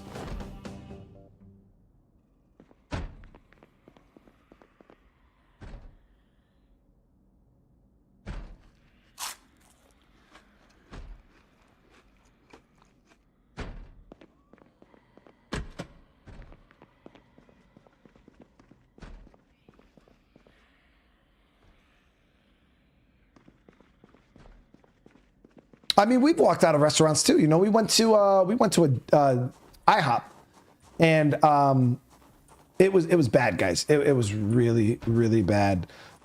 They had us sitting in the lobby for like 35 minutes. It was terrible. There was people that were sitting at their tables waiting like 35, 40 minutes just to get their food. Then when their orders were showing up, it was bad. And I was like, yeah, we're just gonna leave, okay? Because it's too much, you know what I mean? And like I said, there's a difference between making a mistake and then just like the shit being ate up, you know what I mean? Like,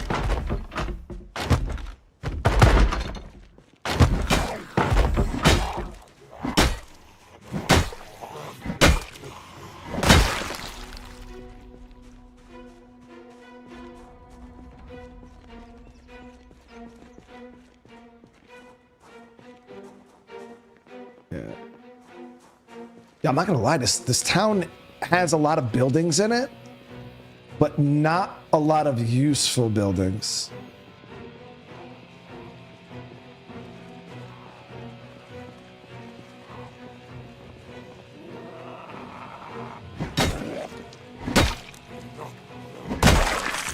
But if they sell you a half-baked cake and then turn around and also sell you an apple pie, it's not. And no, that's what I'm saying, John. That's why we gotta draw the line, though. You know what I mean? Between small mistakes, and grave mistakes. You know what I mean? And all I guess at the end of the day, all I'm saying is right now, I personally feel that gamers don't see the difference. A mistake is a mistake, no matter how big or small it is. They are literally burning studios to the ground over small things. Small things, you know what I mean? It's not, and it's not like, and a lot of people are like, oh well, yeah, it's small little mistakes that people are burning. Not game breaking, unrealistically, like, you know, out of this world things. It's really small mistakes. Day before got removed, Russia. That game is gone, dude.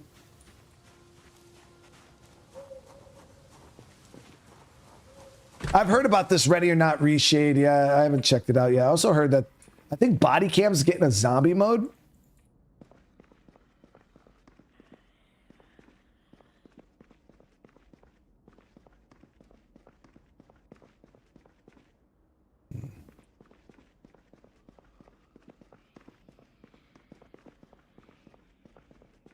Exactly, J-Man. And sometimes it's just not the game for you. Exactly.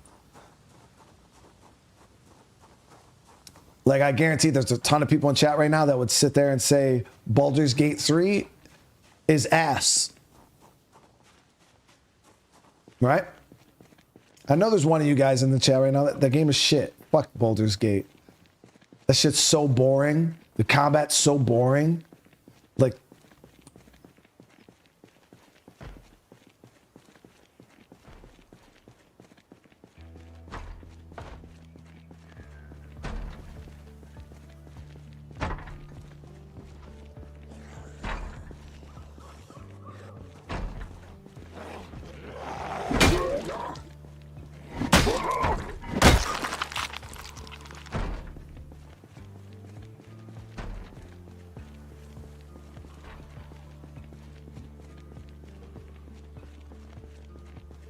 yeah, and that's the thing, Harry, guys, you know what I mean? And it's not that Baldur's Gate 3 is boring or the combat's shit.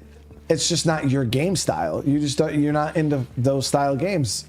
So that's one of the things is like, yo, we gotta kind of separate the biased opinion from reality. You know what I mean? Like, yeah, Baldur's Gate might not be your cup of tea. It doesn't make it a bad game. It's just not a game you like.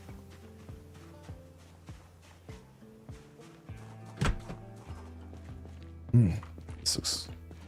Nope. Nope. Nope. Dude, these fucking officers are dog shit, dude.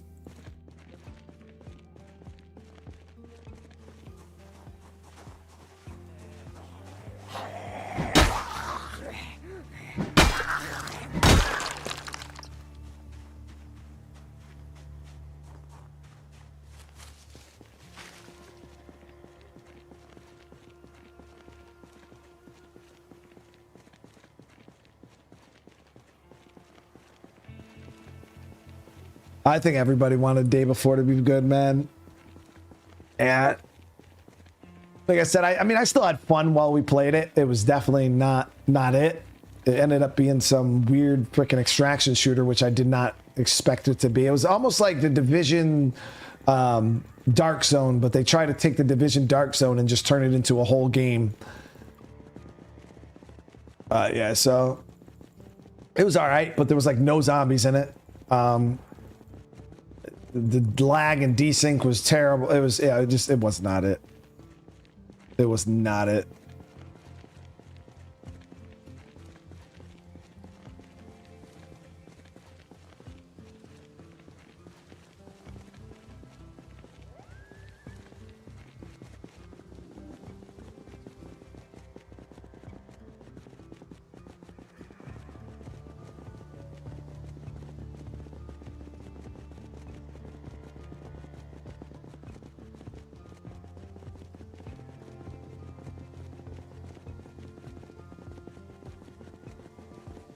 JL Stewart says, man, gamers today, dude, have nothing to complain about. When we were kids in the 90s, if a game was broke, it was broken for life. Deal with it. Yo, for real, like, there was no fixing. Like, yo, that's facts, dude. Now you think about it, because games used to re-release on cartridges. If that shit was buggy, yo, it was just buggy. And that was it. It's not like you could send your cartridge back in to get updated.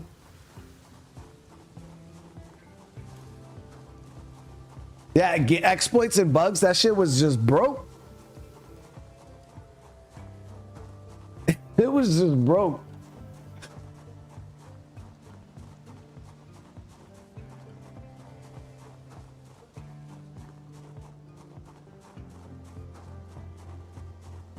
But that mindset also can add to, you know, and like I said, it also fosters laziness on developers' part, because sometimes developers can say, oh well, yeah, you know, we'll just fix it.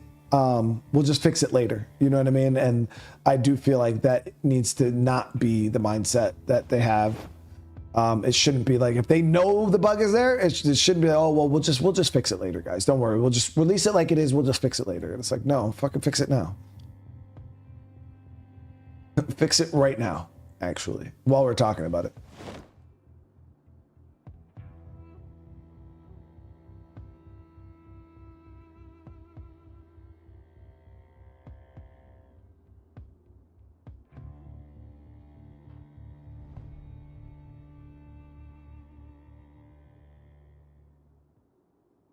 I honestly think, and we spoke about this before, I think that the early access games, like the Steam wave of early access games, you know, I think DayZ was like one of the pioneers of that, wasn't it? You know, you guys know, it was like early, like it's like 2012, 2013, 2014, like that time frame where we started getting all these early access, you know, like games would be like 40% through and you would kind of be able to play the game as it released. And I feel like that ruined gaming, because at first it was kind of just like a Steam thing, you know, where with companies who are, you know, small dev teams trying to make games 7 days that die. Like, look at 7 days. 7 days that die, in my opinion, is dog shit for that same reason. Like, but some people will sit there and defend that game till they're blue in the face. But that was like, how come we don't burn that game at the stake? That game was in development for like 20 fucking years, you know, and just did a 1.0 release. You know what I mean? 7 days to die is part of the problem. You know, in my world, 7 days to die is part of the problem with the gaming community nowadays, because you had all these games that came out. We're gonna unpack. Can you just do one? Yes. All of these game studios, you know, started releasing these games really, really early when they weren't ready. And it was okay, though, because they were early access. They put that early access tag on there. Oh, it's okay. It's early access. You know what I mean? It doesn't have to be done. And gamers bought into it. You know, we did. We played these games, and it was all fine and good. But then I felt like that started to kind of bleed into mainstream gaming, mainstream companies, where they were like, well, let's see what we can get away with. You know, we can cut a year off development time if we freaking just release the game right now, and then we'll just update it, and we'll just all this extra features. Well, yeah, we'll just add that as DLC. And I do feel like that's kind of where things started to go downhill a bit with the industries, because of the early access wave.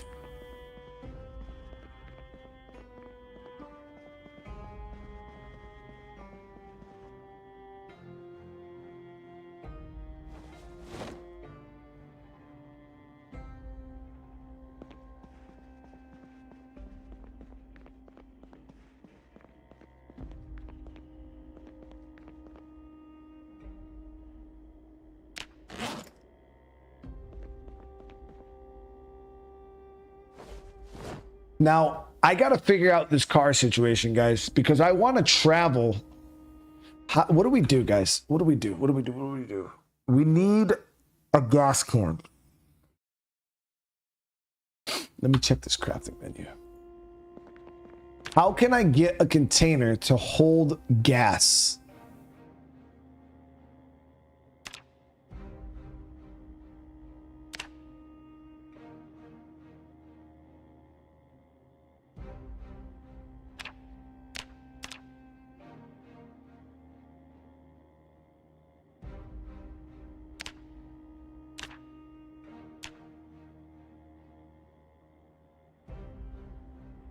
Okay, here we go. Bottle of gasoline. So it shows what bottles you can. So bleach bottles. We can put. It looks like we could put bleach gasoline in a bleach bottle.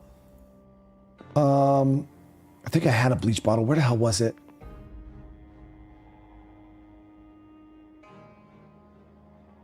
Let me see. What other bottles can you put gas in?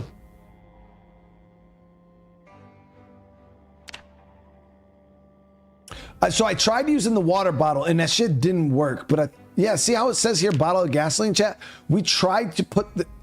Or do you need a hose? Do you need something special to get gas out of the car other than the bottle?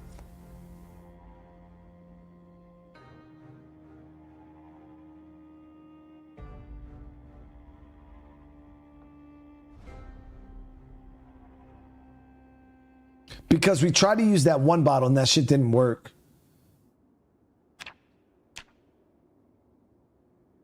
Oh, so it looks like we use a wine bottle too. So let me actually get a wine bottle. We'll try that.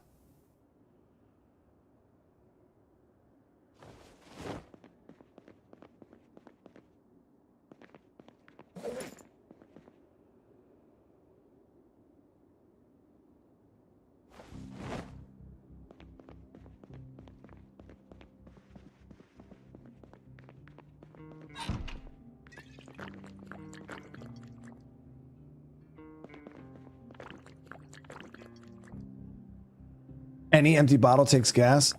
Yeah. I feel like it's this damn mod that we have installed, chat. Might be fucking it up.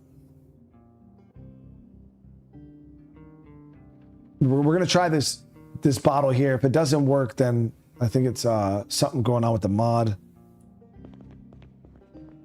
There's this water convenience mod or whatever the fuck it's called. Yeah, the Venice water convenience mod.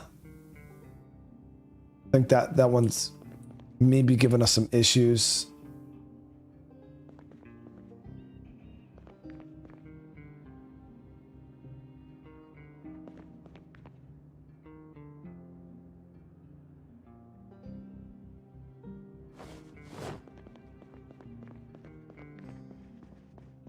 We found a car that had full gas. Yeah, we found a car with full gas down the road here. It's actually where we're gonna head right now.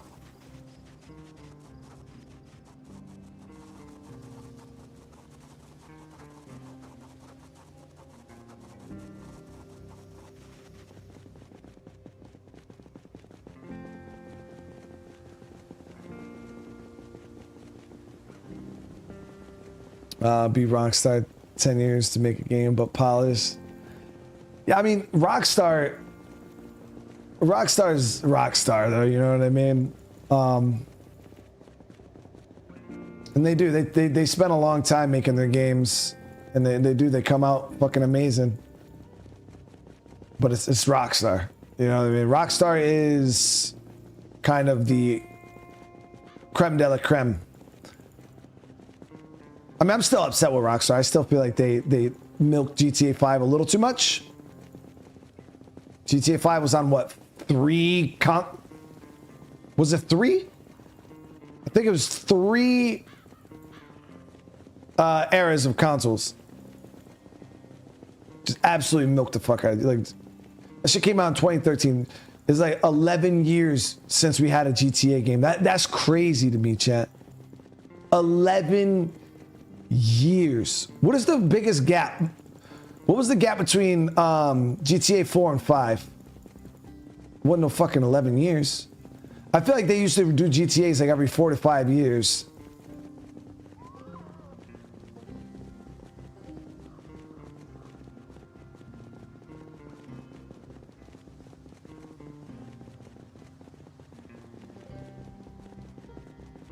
Five years? That's crazy. And it's been 11, chat. 11.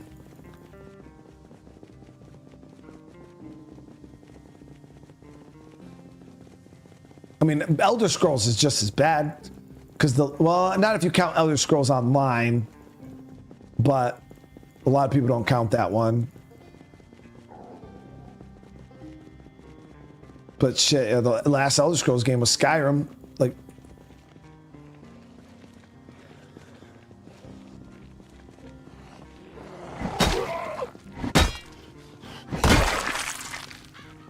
Vice City, San Andreas.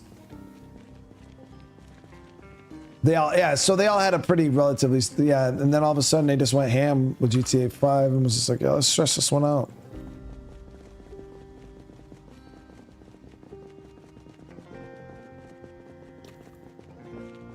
Elder Scrolls needs a new game ASAP. Yeah, I mean, I seen some article where Bethesda was pretty much just like, yeah, I mean, at the rate that these players are judging our games, we're pretty sure that they're not gonna like Elder Scrolls 6, and I'm like, here we go.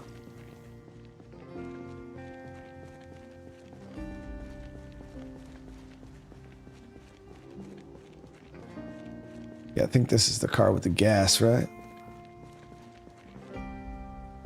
Clear out these zombies real quick.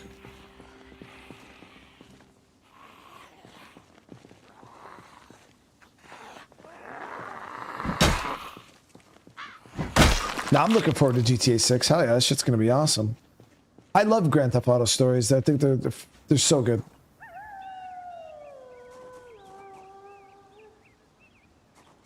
Okay, so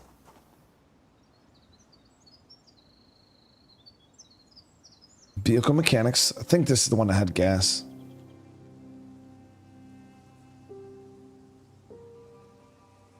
Yep. So this has full gas, right?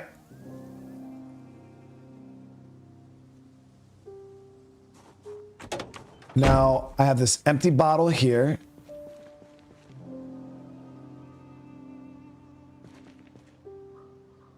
How do I take the gas out, chat?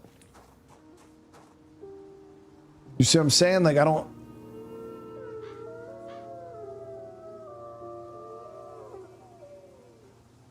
Hit the minus symbol? What minus symbol? Right click on the car. Have walk to, sit on ground, carpentry, investigate, salvage, vehicle mechanics, smash windshield, wash vehicle, push vehicle, melt snow, more buildings.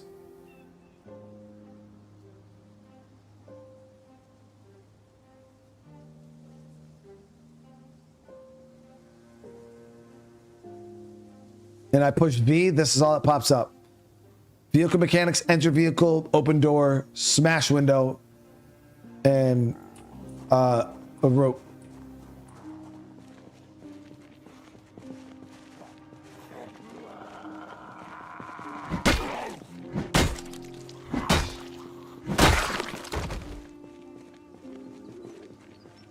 Try it on this side, nothing. Nothing.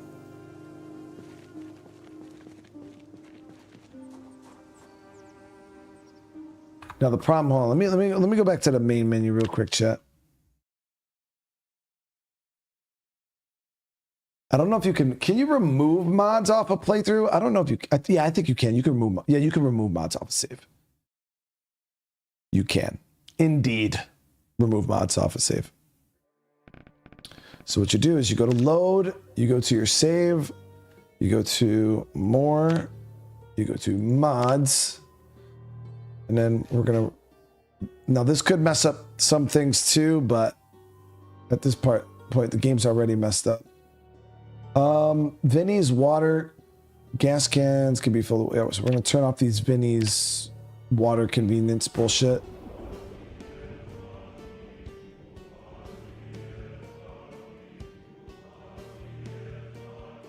Okay.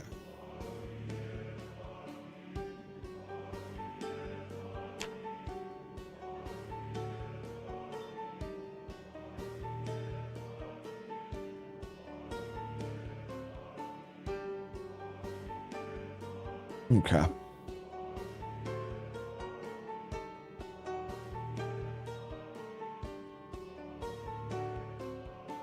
Hey, Jason, get that good sleep, all right? Get that good sleep. So we're gonna lose our water carton in our inventory. There's gonna be a couple areas for sure.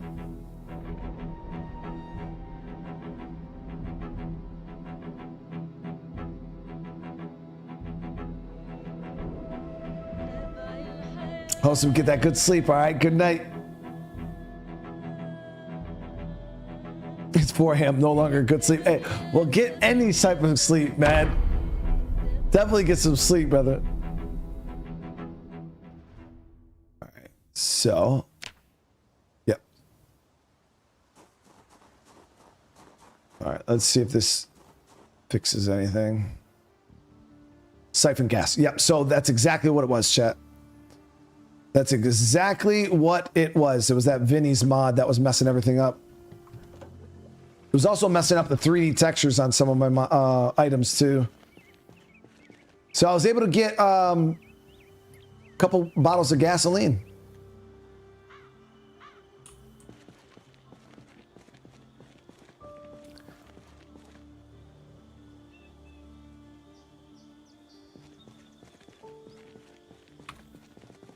We fixed it, guys. We fixed it.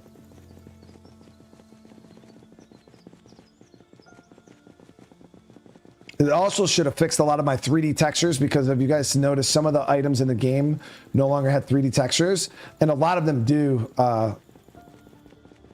So we should see some more 3D textures in the game now.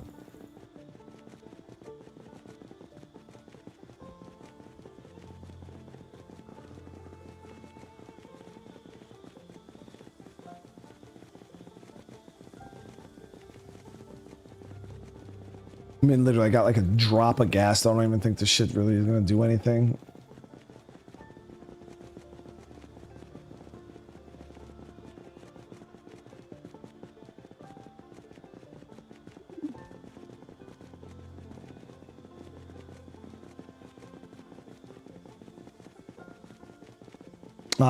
Robin, I appreciate it.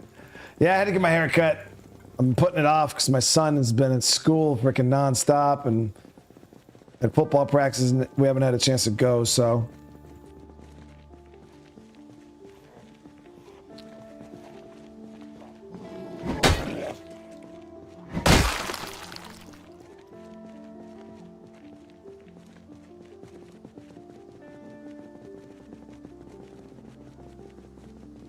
Jamie, I appreciate it, man. Okay, so we have a car down in Rosewood that just needed some gas.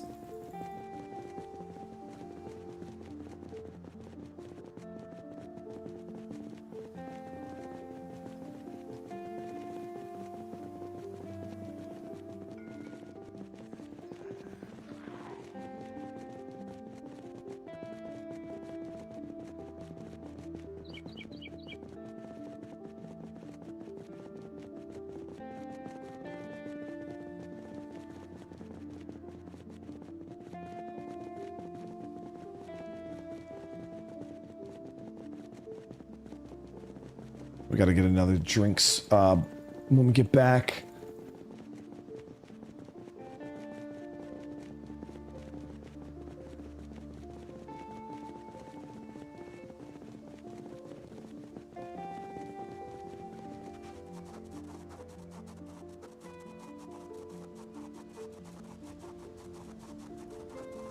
CNS, what's going on? How you doing?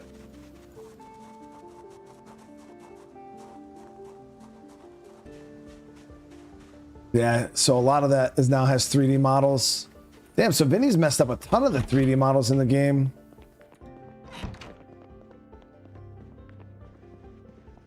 I should be able to place these now too, right? Yep. See, I wasn't even able to place these before because of Vinny's. See, I'm so mad. Look at this. Now we gotta, look at that. Now it's nice and placed.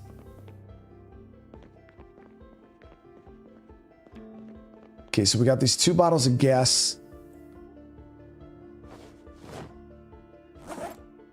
Where the hell's the other bottle? Oh, there it is.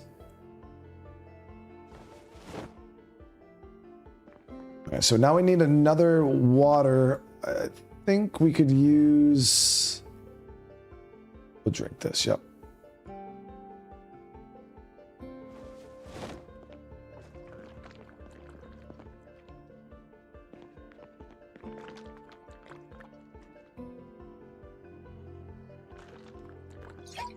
Perfect.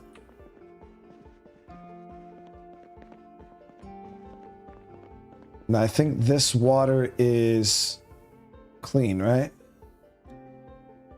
Yep, this water is clean, so we're gonna fill our bottle with it.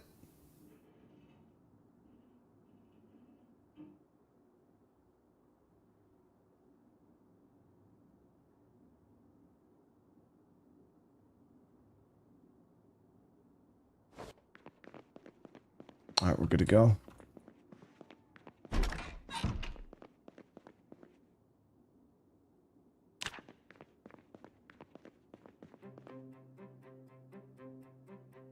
Yeah, well, I don't know if the map squares are fixed. I deleted them though. We found an eraser finally, so I was able to get rid of them.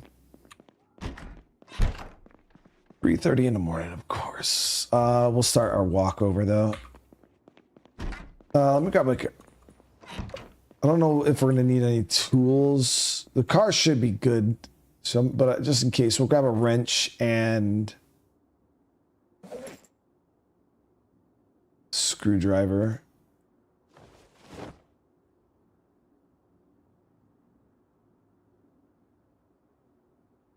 There we go. So we got some basic tools if we need to. That's wrong. We also we can get food while we're out.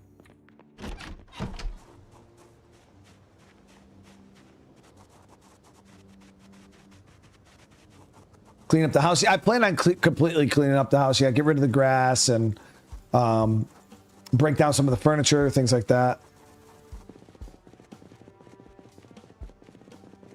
Yeah, I mean, I deleted a lot of the markers that we put down, so I'd have to like put more down in order to see if it's actually fixed.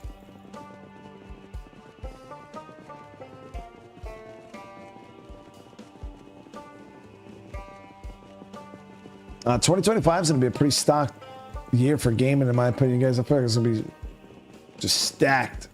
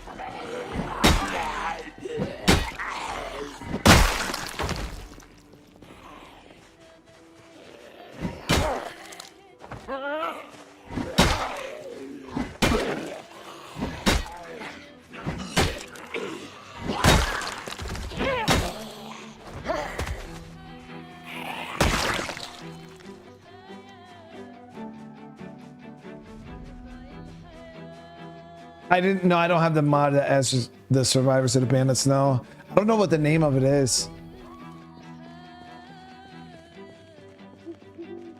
Adapt. You have a good, get that good sleep. All right.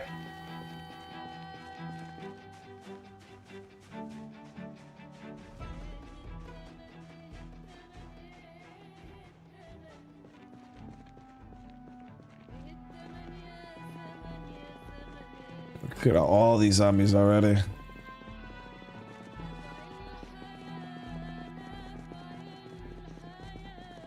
Tarkov? I mean, we played a bit of Tarkov. So I'm not really huge on extraction shooters. They're just not really my cup of tea. I mess around, I find them fun, you know, but very, very small doses. Like, after about a stream or two, I'm usually over it.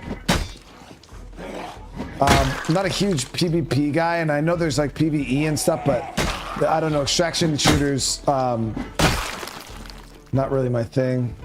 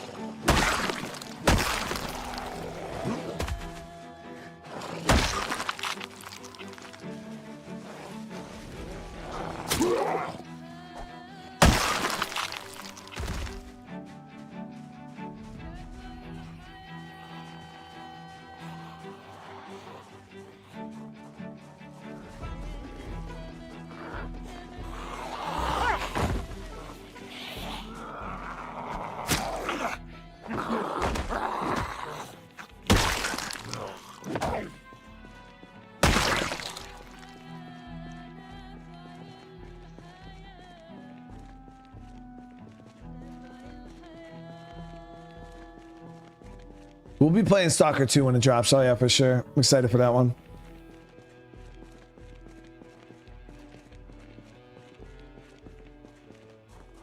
I think this is the vehicle, right? Yeah, we got the key for this one.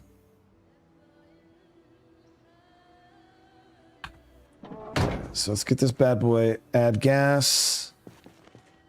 I mean, we're probably, it's literally like a drop, Chad. We barely have anything. We're going to check the vehicles around town here and see if, literally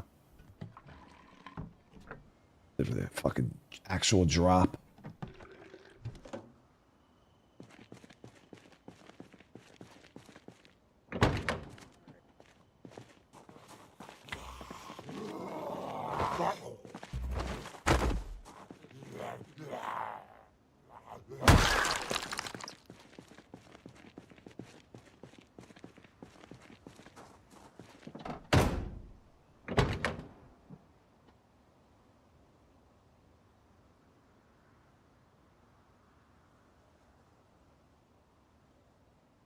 We got 6% actually from that. That's not bad.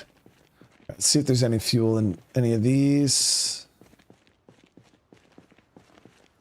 Pretty sure these were all empty though.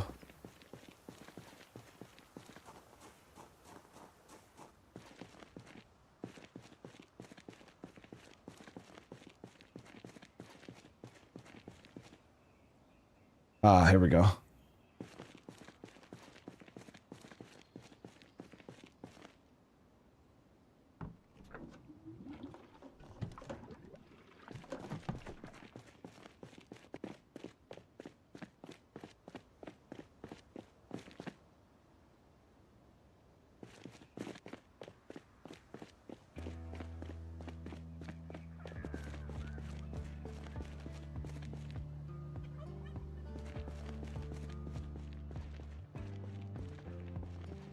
Yeah, I was able to get a couple drops of gas, guys.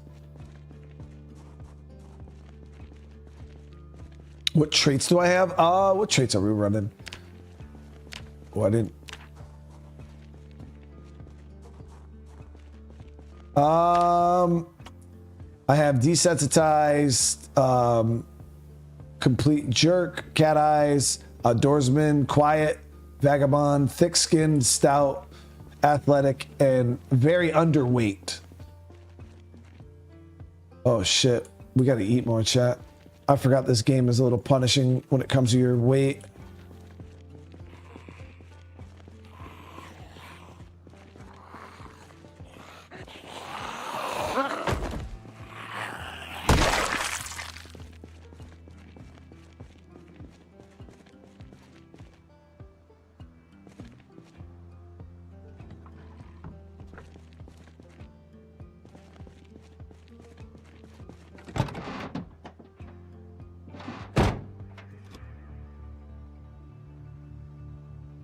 Oh, fucking battery's dead, dude.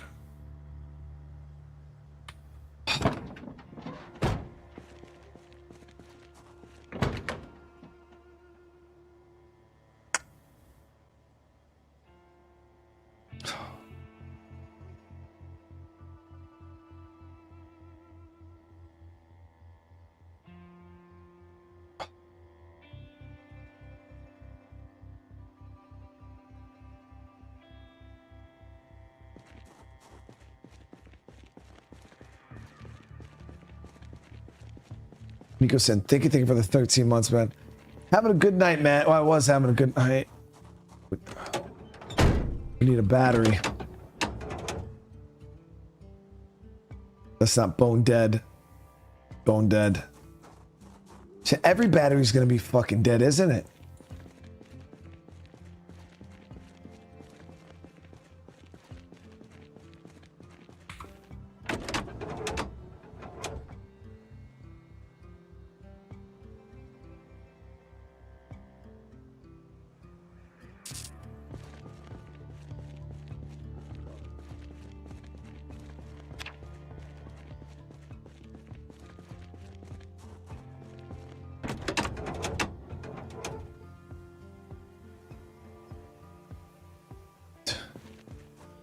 These are all fucking dead.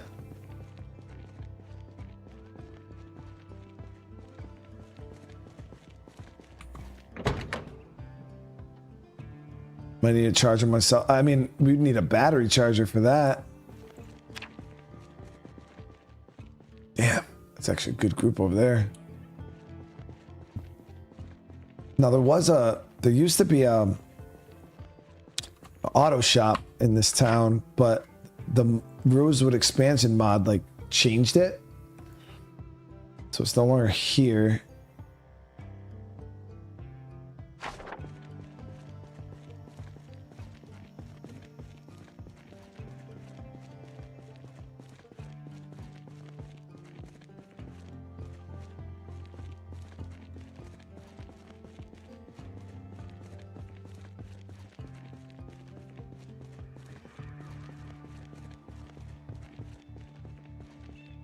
Well, this sucks. Finally got the fuel.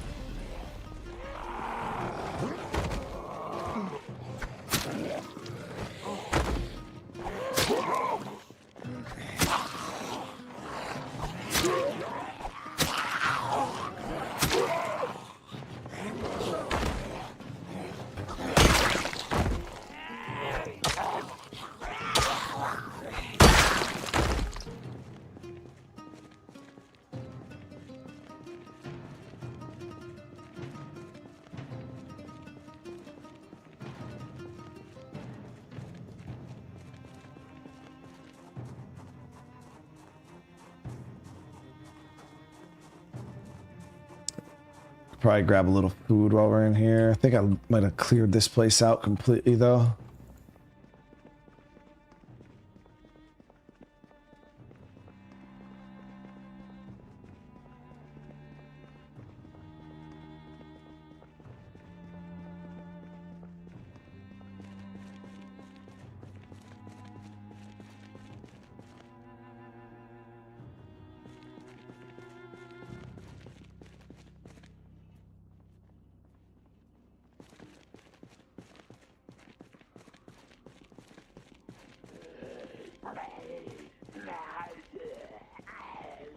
So it was like, oh, I'll grab some food on the way out. Now we're not finding shit.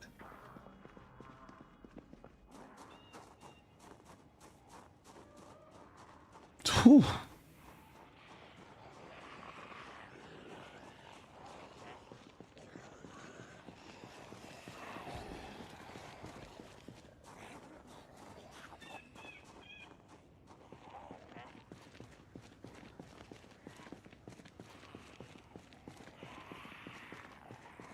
Damn, there's actually quite a few zombies here.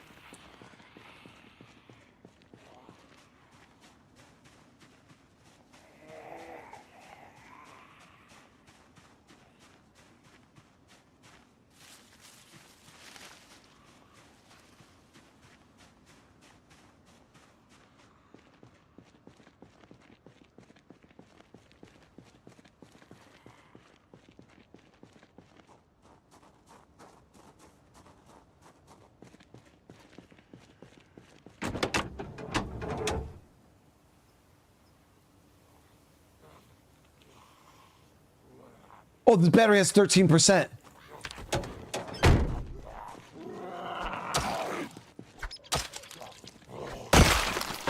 You think that's enough to start?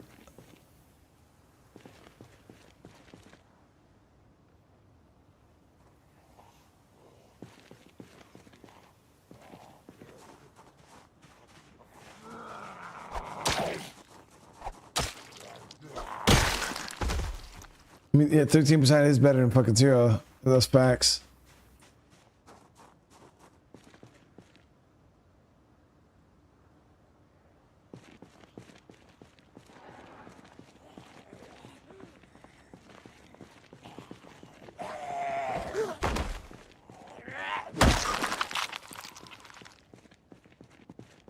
All right, come on.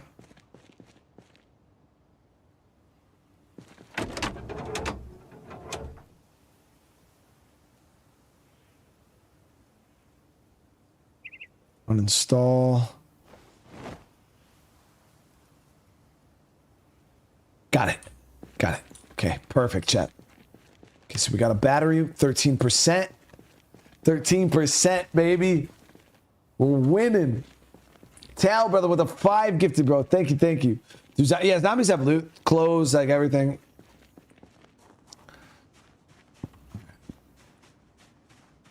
We got what we needed, though. Tal, I appreciate the 5 gift. Everybody receives a membership. Welcome to the fam.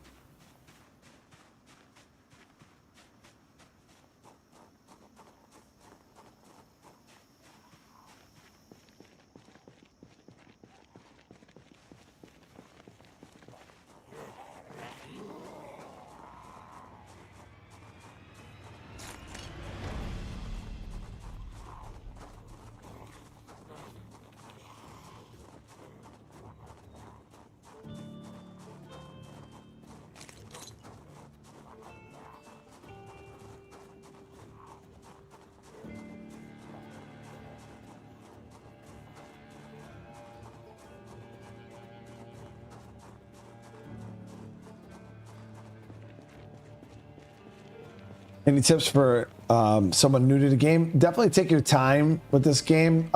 Play it like you would, you know, approach any realistic, because it's a very hardcore game. You get bit by a zombie, that's it, you're dead. Like your character is infected, and there's only like there's a mod that allows you to, like, if you get bit on the arm, you can like chop off your arm, and but most of the time if you're bit, that's it, you're done. So you gotta be prepared to die a lot. Especially until you figure out the combat and how to deal with zombies.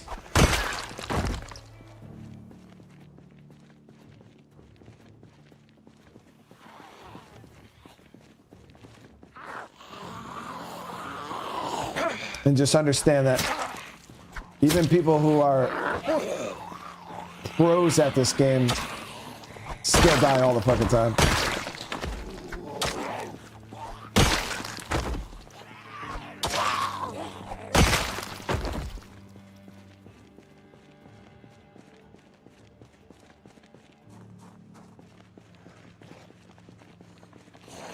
Yeah, you gotta be super careful, because in Zomboid, large groups of zombies, your character gets tired, you know. So like right here, you know, we're doing onesie twosies here and there, it's not too bad. But if you start getting into like those big hordes, you know, 30, 40 plus zombies, yeah, you just gotta go. You can cut them down if you plan them properly, but your character will get tired because they're human in this.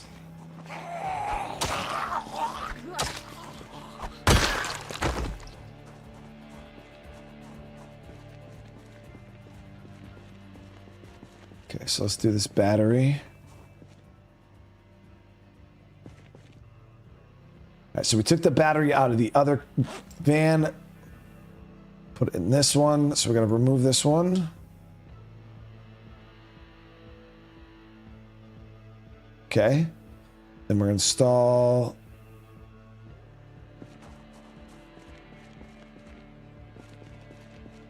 Drop that one down.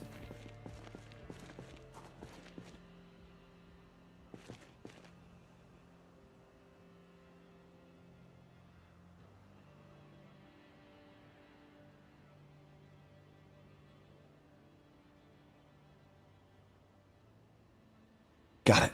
Okay, this one. Okay, please 13% be enough, baby. Just need you to turn over. We just need you. Come on. Come on. Yeah!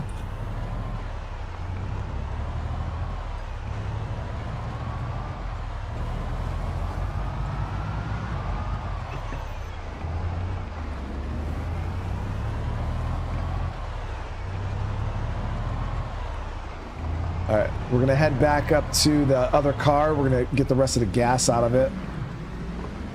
Now you gotta be careful running over shit. It'll actually mess up your tires, your suspension, all that.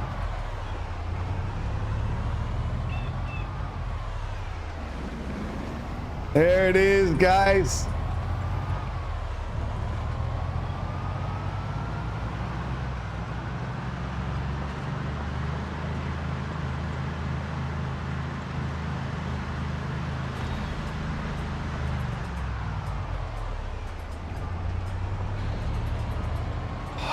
We're moving, chat. We're moving.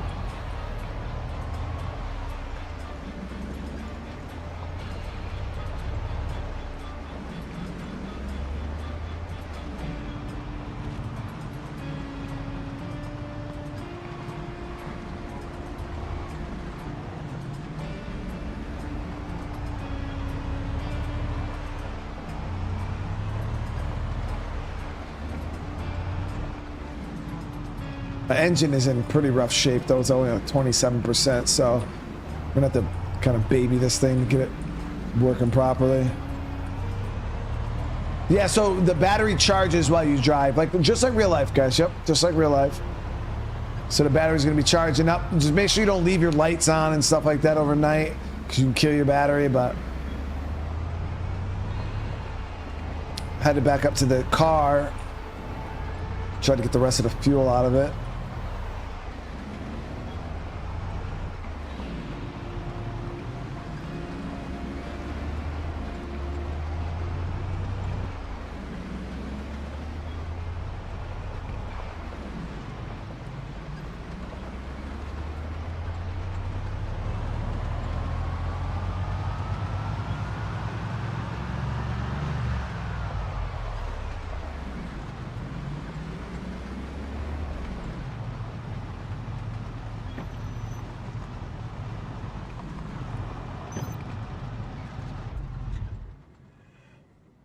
Probably should leave it running, right?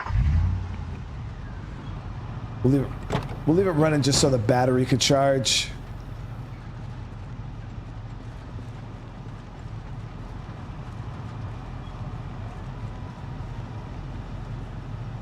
I want to see how much the battery's charged so far. So it's up to 15%. So we gained 2% on the battery so far.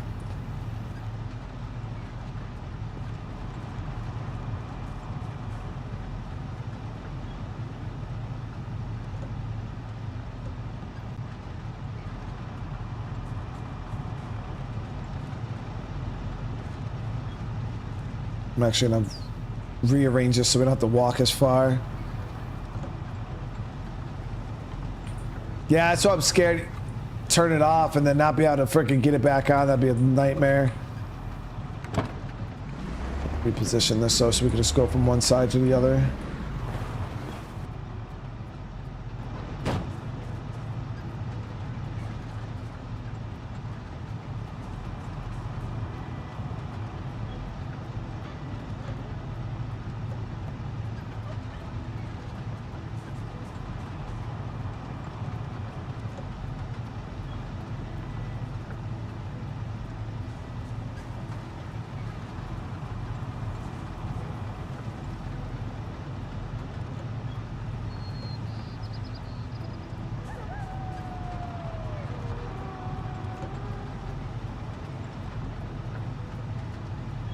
Now, obviously, if we had bigger gas containers, this would be a lot less painful than using a water bottle and a wine bottle. It is what it is. Use what you got.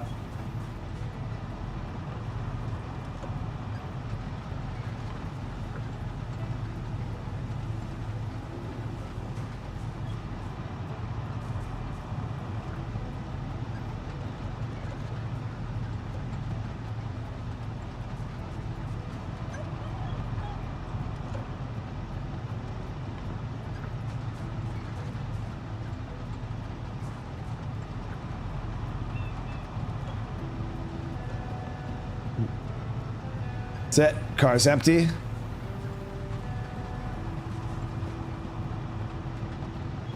Did this have any fuel?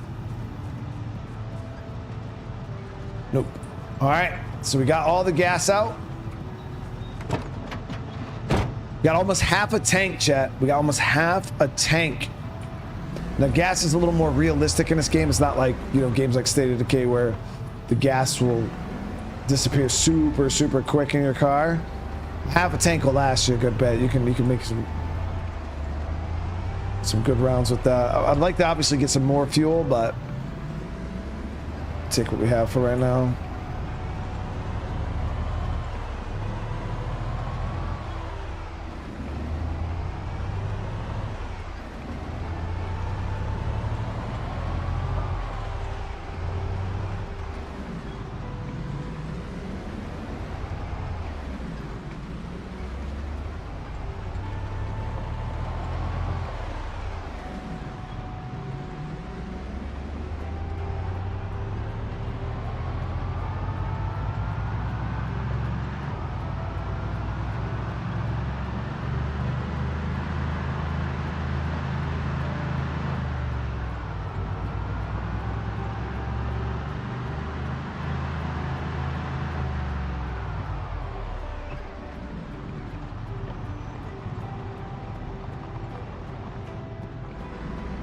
Check some of these cars here in town.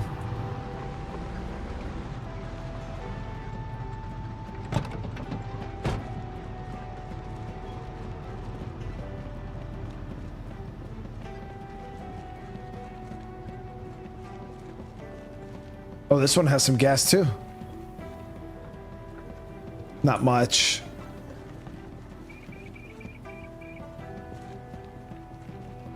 Had a little drop in it.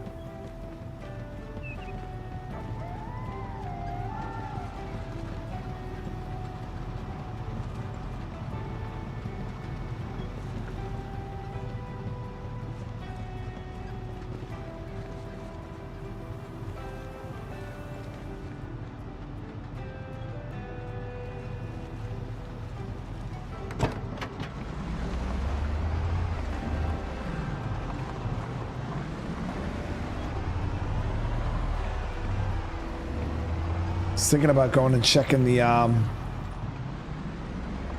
car wreck south of Maldra. A lot of cars there. We could check the trunks. We're gonna stop by base real quick though, get some food. Whoops, shit.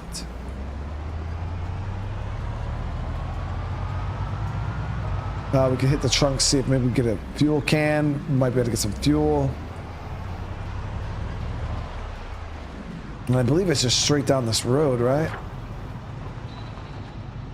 I think you just go burn down this. It's a long distance, as you guys.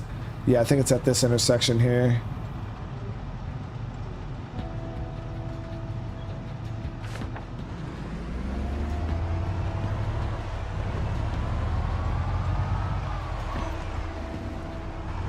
Yeah, when I tell you, yeah, that's a good point right there. Get mods after you learn how to play the game for sure.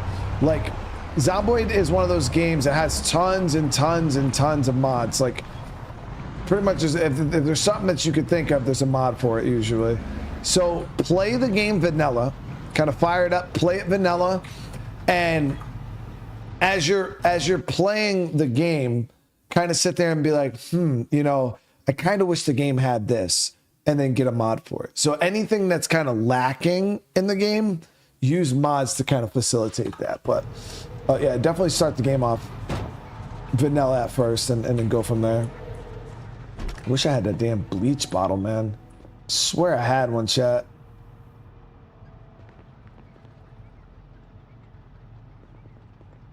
So that would definitely hold a lot more gas than what we have here.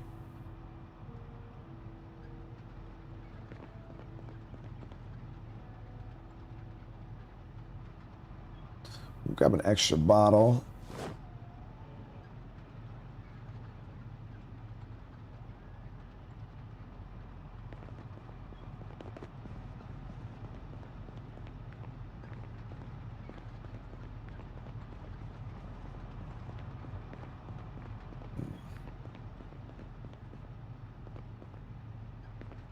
grab some food.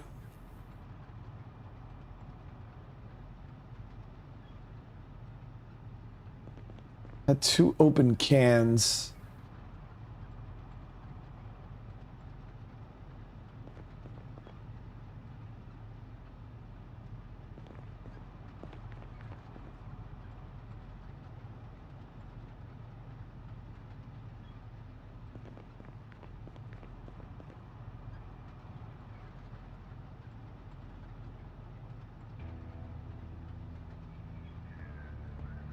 It's not. All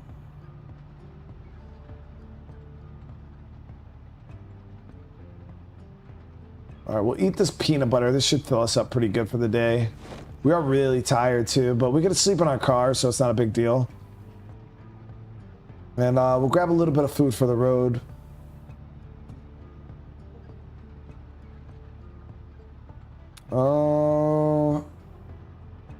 Grab this dog food. And a couple bag of chips.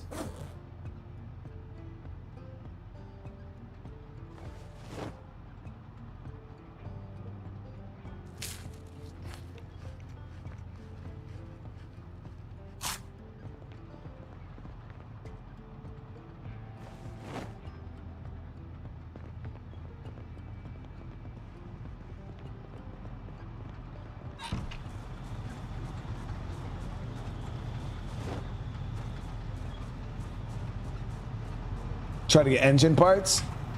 I don't even know how to get engine parts.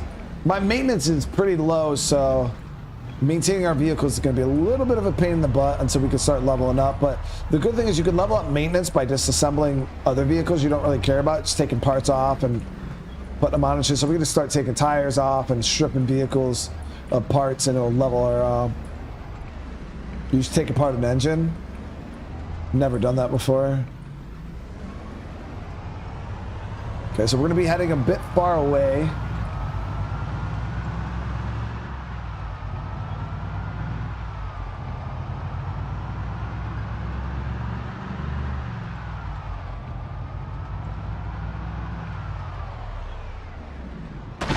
Damn it.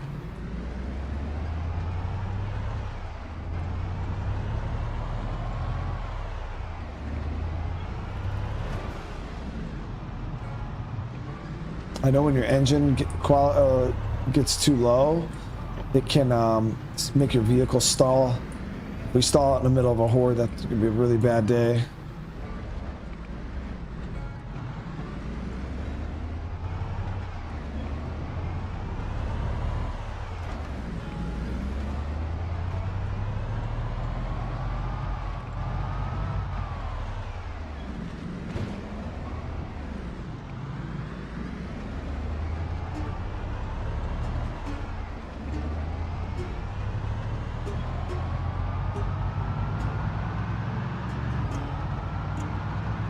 Just gotta watch out for wrecks in the middle. I don't want to smack into it at fucking full speed. Trash my vehicle. The road's relatively clear.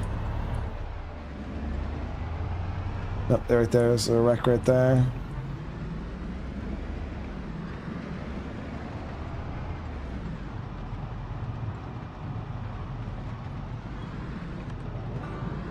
Nice, and we got working headlights.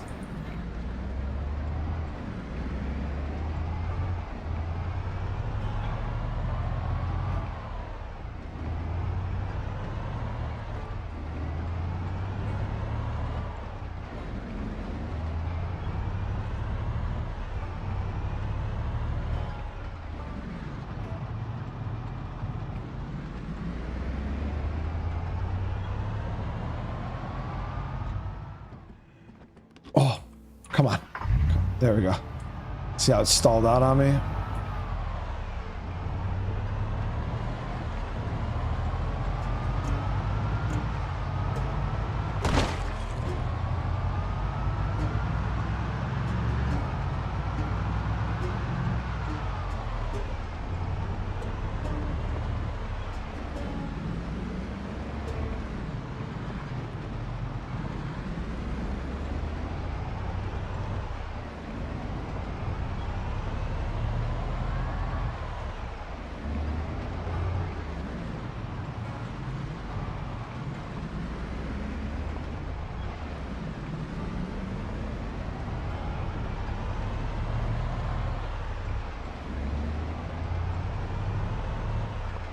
We're almost there.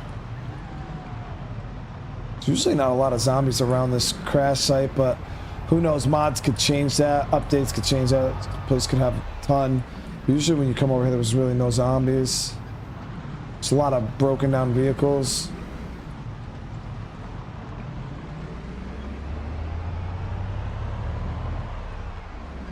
Here we go.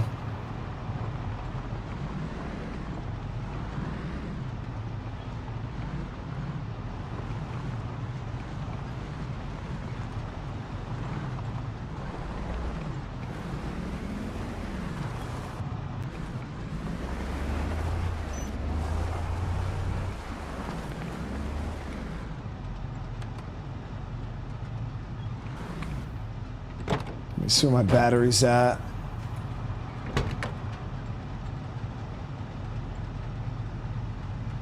%. All right, so we're going to cut the car off for the night. We don't want to waste too much gas.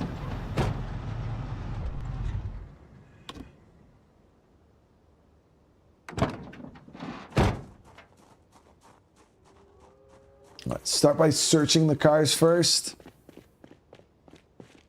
Dalekin, what's going on? How you doing?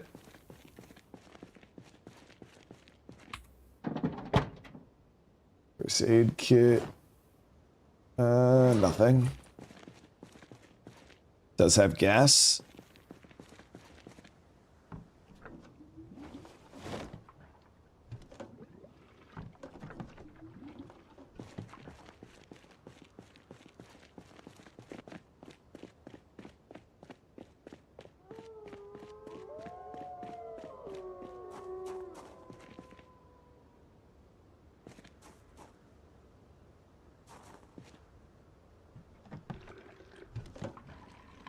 Do you know about the cruise control for car? Yeah, somebody told me about it before. I've used it a few times. I don't think it's a mod, no. I think it's in the vanilla game. Ooh, brand new battery, chat. So now we could be a little more active on our looting because we have this vehicle. I don't know. I didn't even check the trunk space. Now sometimes the trunks can be in really bad shape, guys, and the lower, but now this is perfect. Holds freaking tons.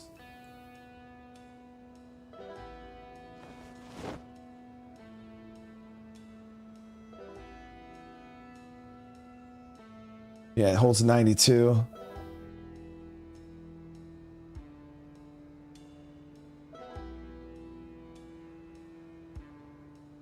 Yeah, we got another battery here just in case we want to get another car up and running. We got this one here, so I'll help out a ton.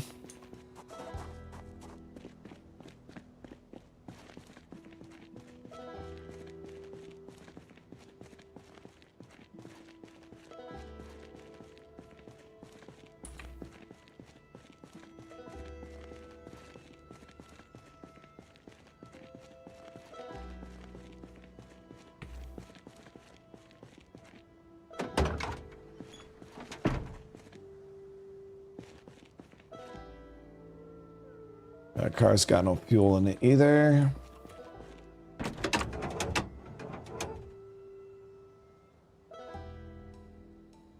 Need a wrench, then you interact with the engine for the parts. Take engine parts. So you need level 4 mechanics. Yeah, so if we get level 4 mechanics, we'll be another battery. I'm not gonna worry about that right this sec, though.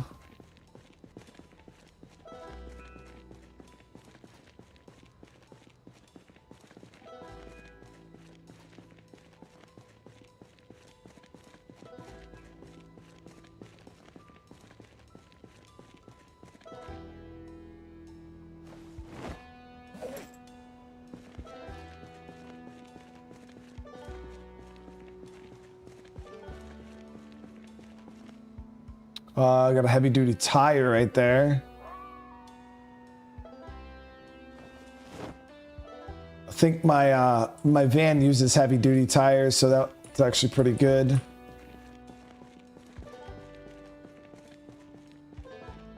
Ooh, good size horde right there.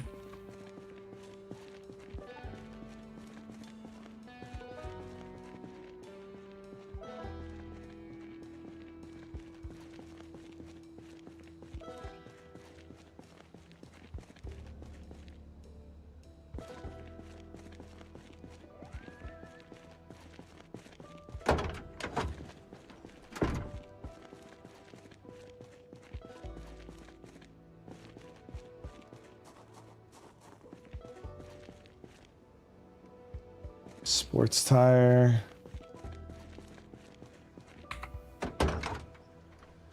This one has gas too.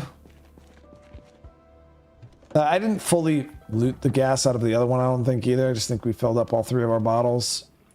Yeah, so all these got some, both of these got some decent gas.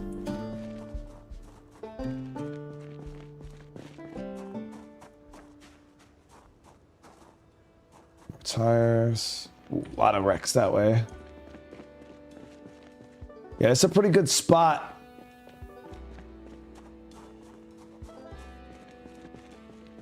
I was hoping to get a freaking gas can out of one of these back these cars. That'd be so clutch.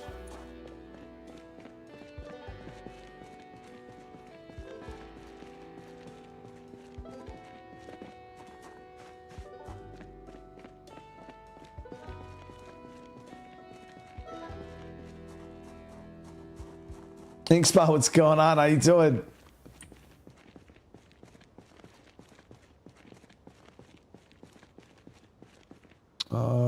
Tire. It's a really nice truck right there.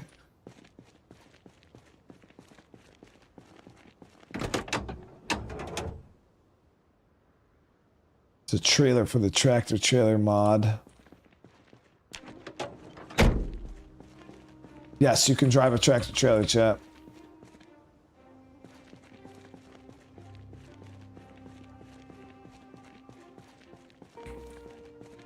I'm sure it holds a lot.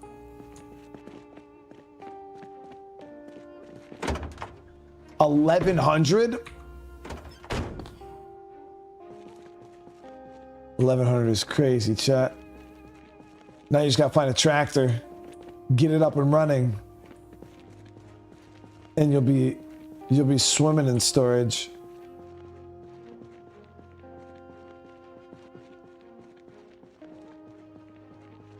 Yeah, there is a junkyard in the game too. Yeah, there's one up north. I think is it in Riverside? I don't remember I know it's in the north, like western part of the map ish, I think. Yeah, I think it's like, I want to say it was up in this city, like on this road or some shit somewhere. Somewhere around here. I don't fucking remember. Maybe it was in Riverside. I know there's a junkyard in this vicinity. West end of Riverside. So it's like over this way somewhere then.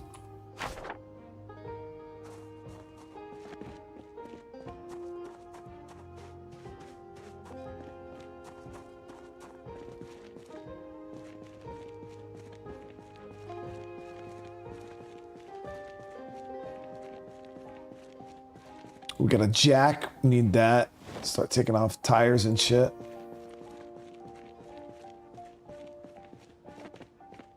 Come on, all we need is a gas can.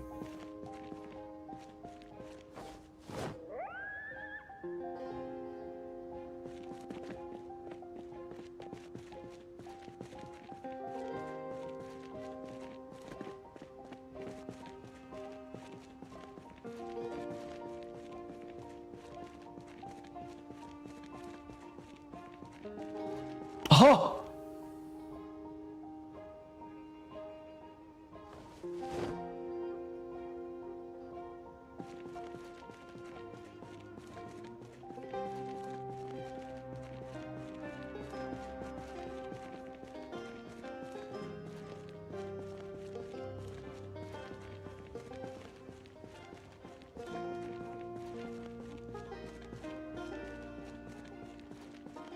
There it is.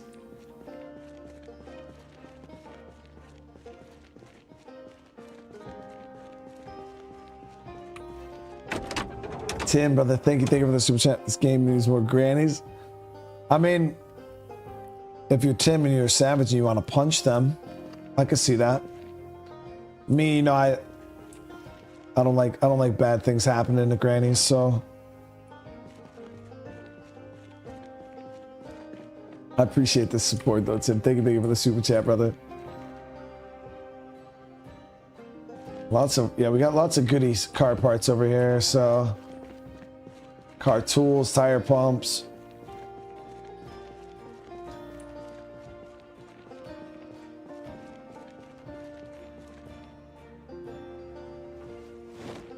Got this big truck here. This thing probably holds a good bit too. It's terrible condition. Holy fuck! This yeah, dump truck. It's just done. That vehicle would require an act of Project Zomboid God to get running again. Another heavy duty tire. Take both of those. Let me see. How much does this hold though? Only 38 too. It's mainly because it's in shit shape. There are female zombies with gray hair. Yep.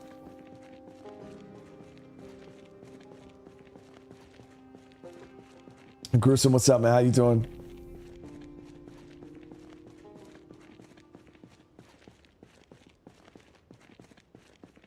What is cap? Inkspot cap is what Tim is doing. Yeah. So pretty much if you hear about the cap, it's pretty much what Tim is doing.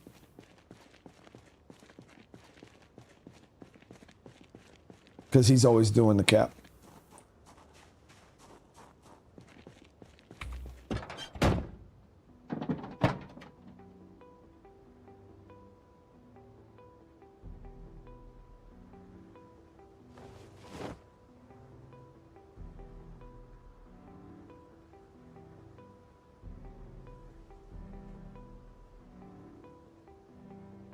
So we ended up with 2 tires though. 2 heavy duty tires.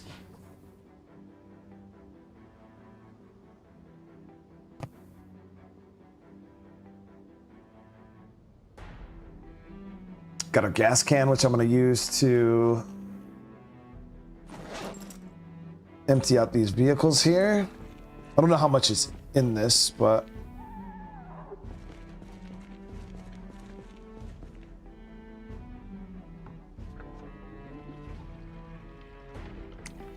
a lot.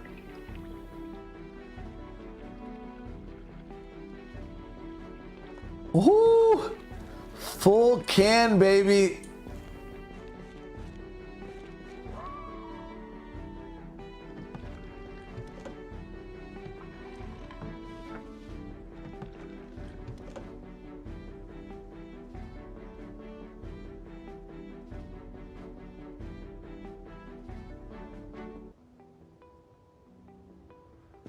Full can of gas.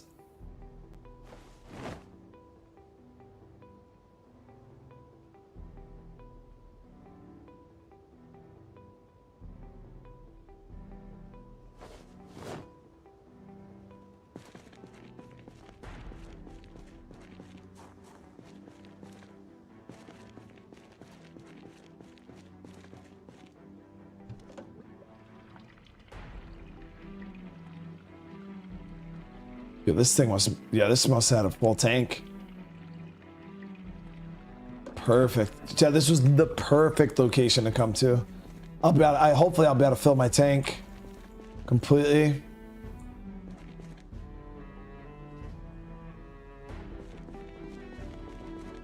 Or is our tank already full? I think we might have already filled it.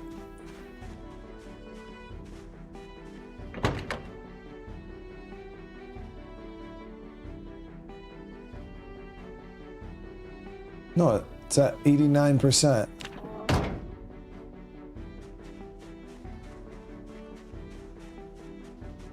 So why all of a sudden can I not put more gas? There we go. Nah, I just wasn't clicking in a good spot.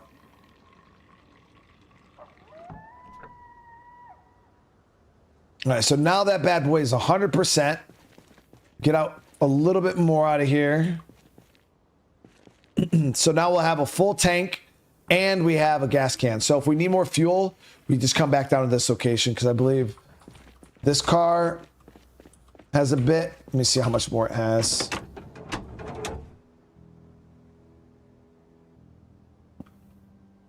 Oop, seriously. Wow, this car is crazy, Chad. What?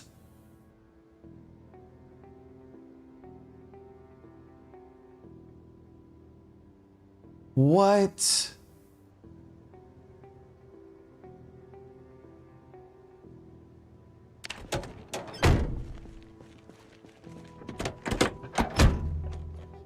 Oh, come on, I have a key, baby. I have a key. Fuck.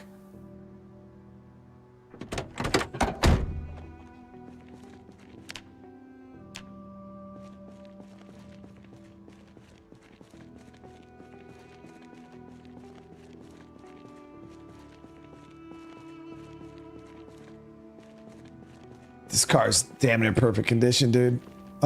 We just got to get a key, or we got to hotwire it.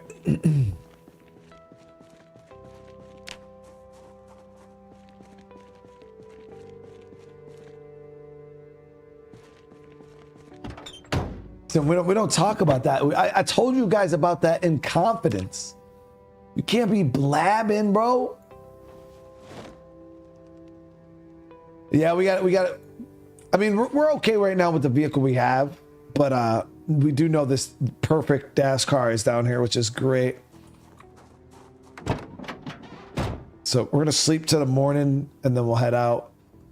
But all right, guys, it is after midnight though. I gotta go to bed. I did a lot of streaming today. We went way long on the trading card shop simulator, which was a ton of fun, but I wanted to make sure we got some Zomboid in. But again, I appreciate you guys for coming and hanging out. Remember, if you guys do want more Zomboid, this playthrough is literally just based off of viewership. So until build 42 drops, we're just going to keep playing it. But once the viewership drops off, we'll probably just move on to a different survival game. Tomorrow we'll probably be playing, I don't know what we're playing tomorrow. Maybe The Mist and something else. I don't know. I gotta see. But I appreciate the love. I appreciate the support, guys. Remember, if you're new to the channel, consider subscribing. If you haven't, make sure you smash that like button. And yeah, I love you guys. I'll be seeing you guys tomorrow. And I hope you guys have a great rest of your night. Peace.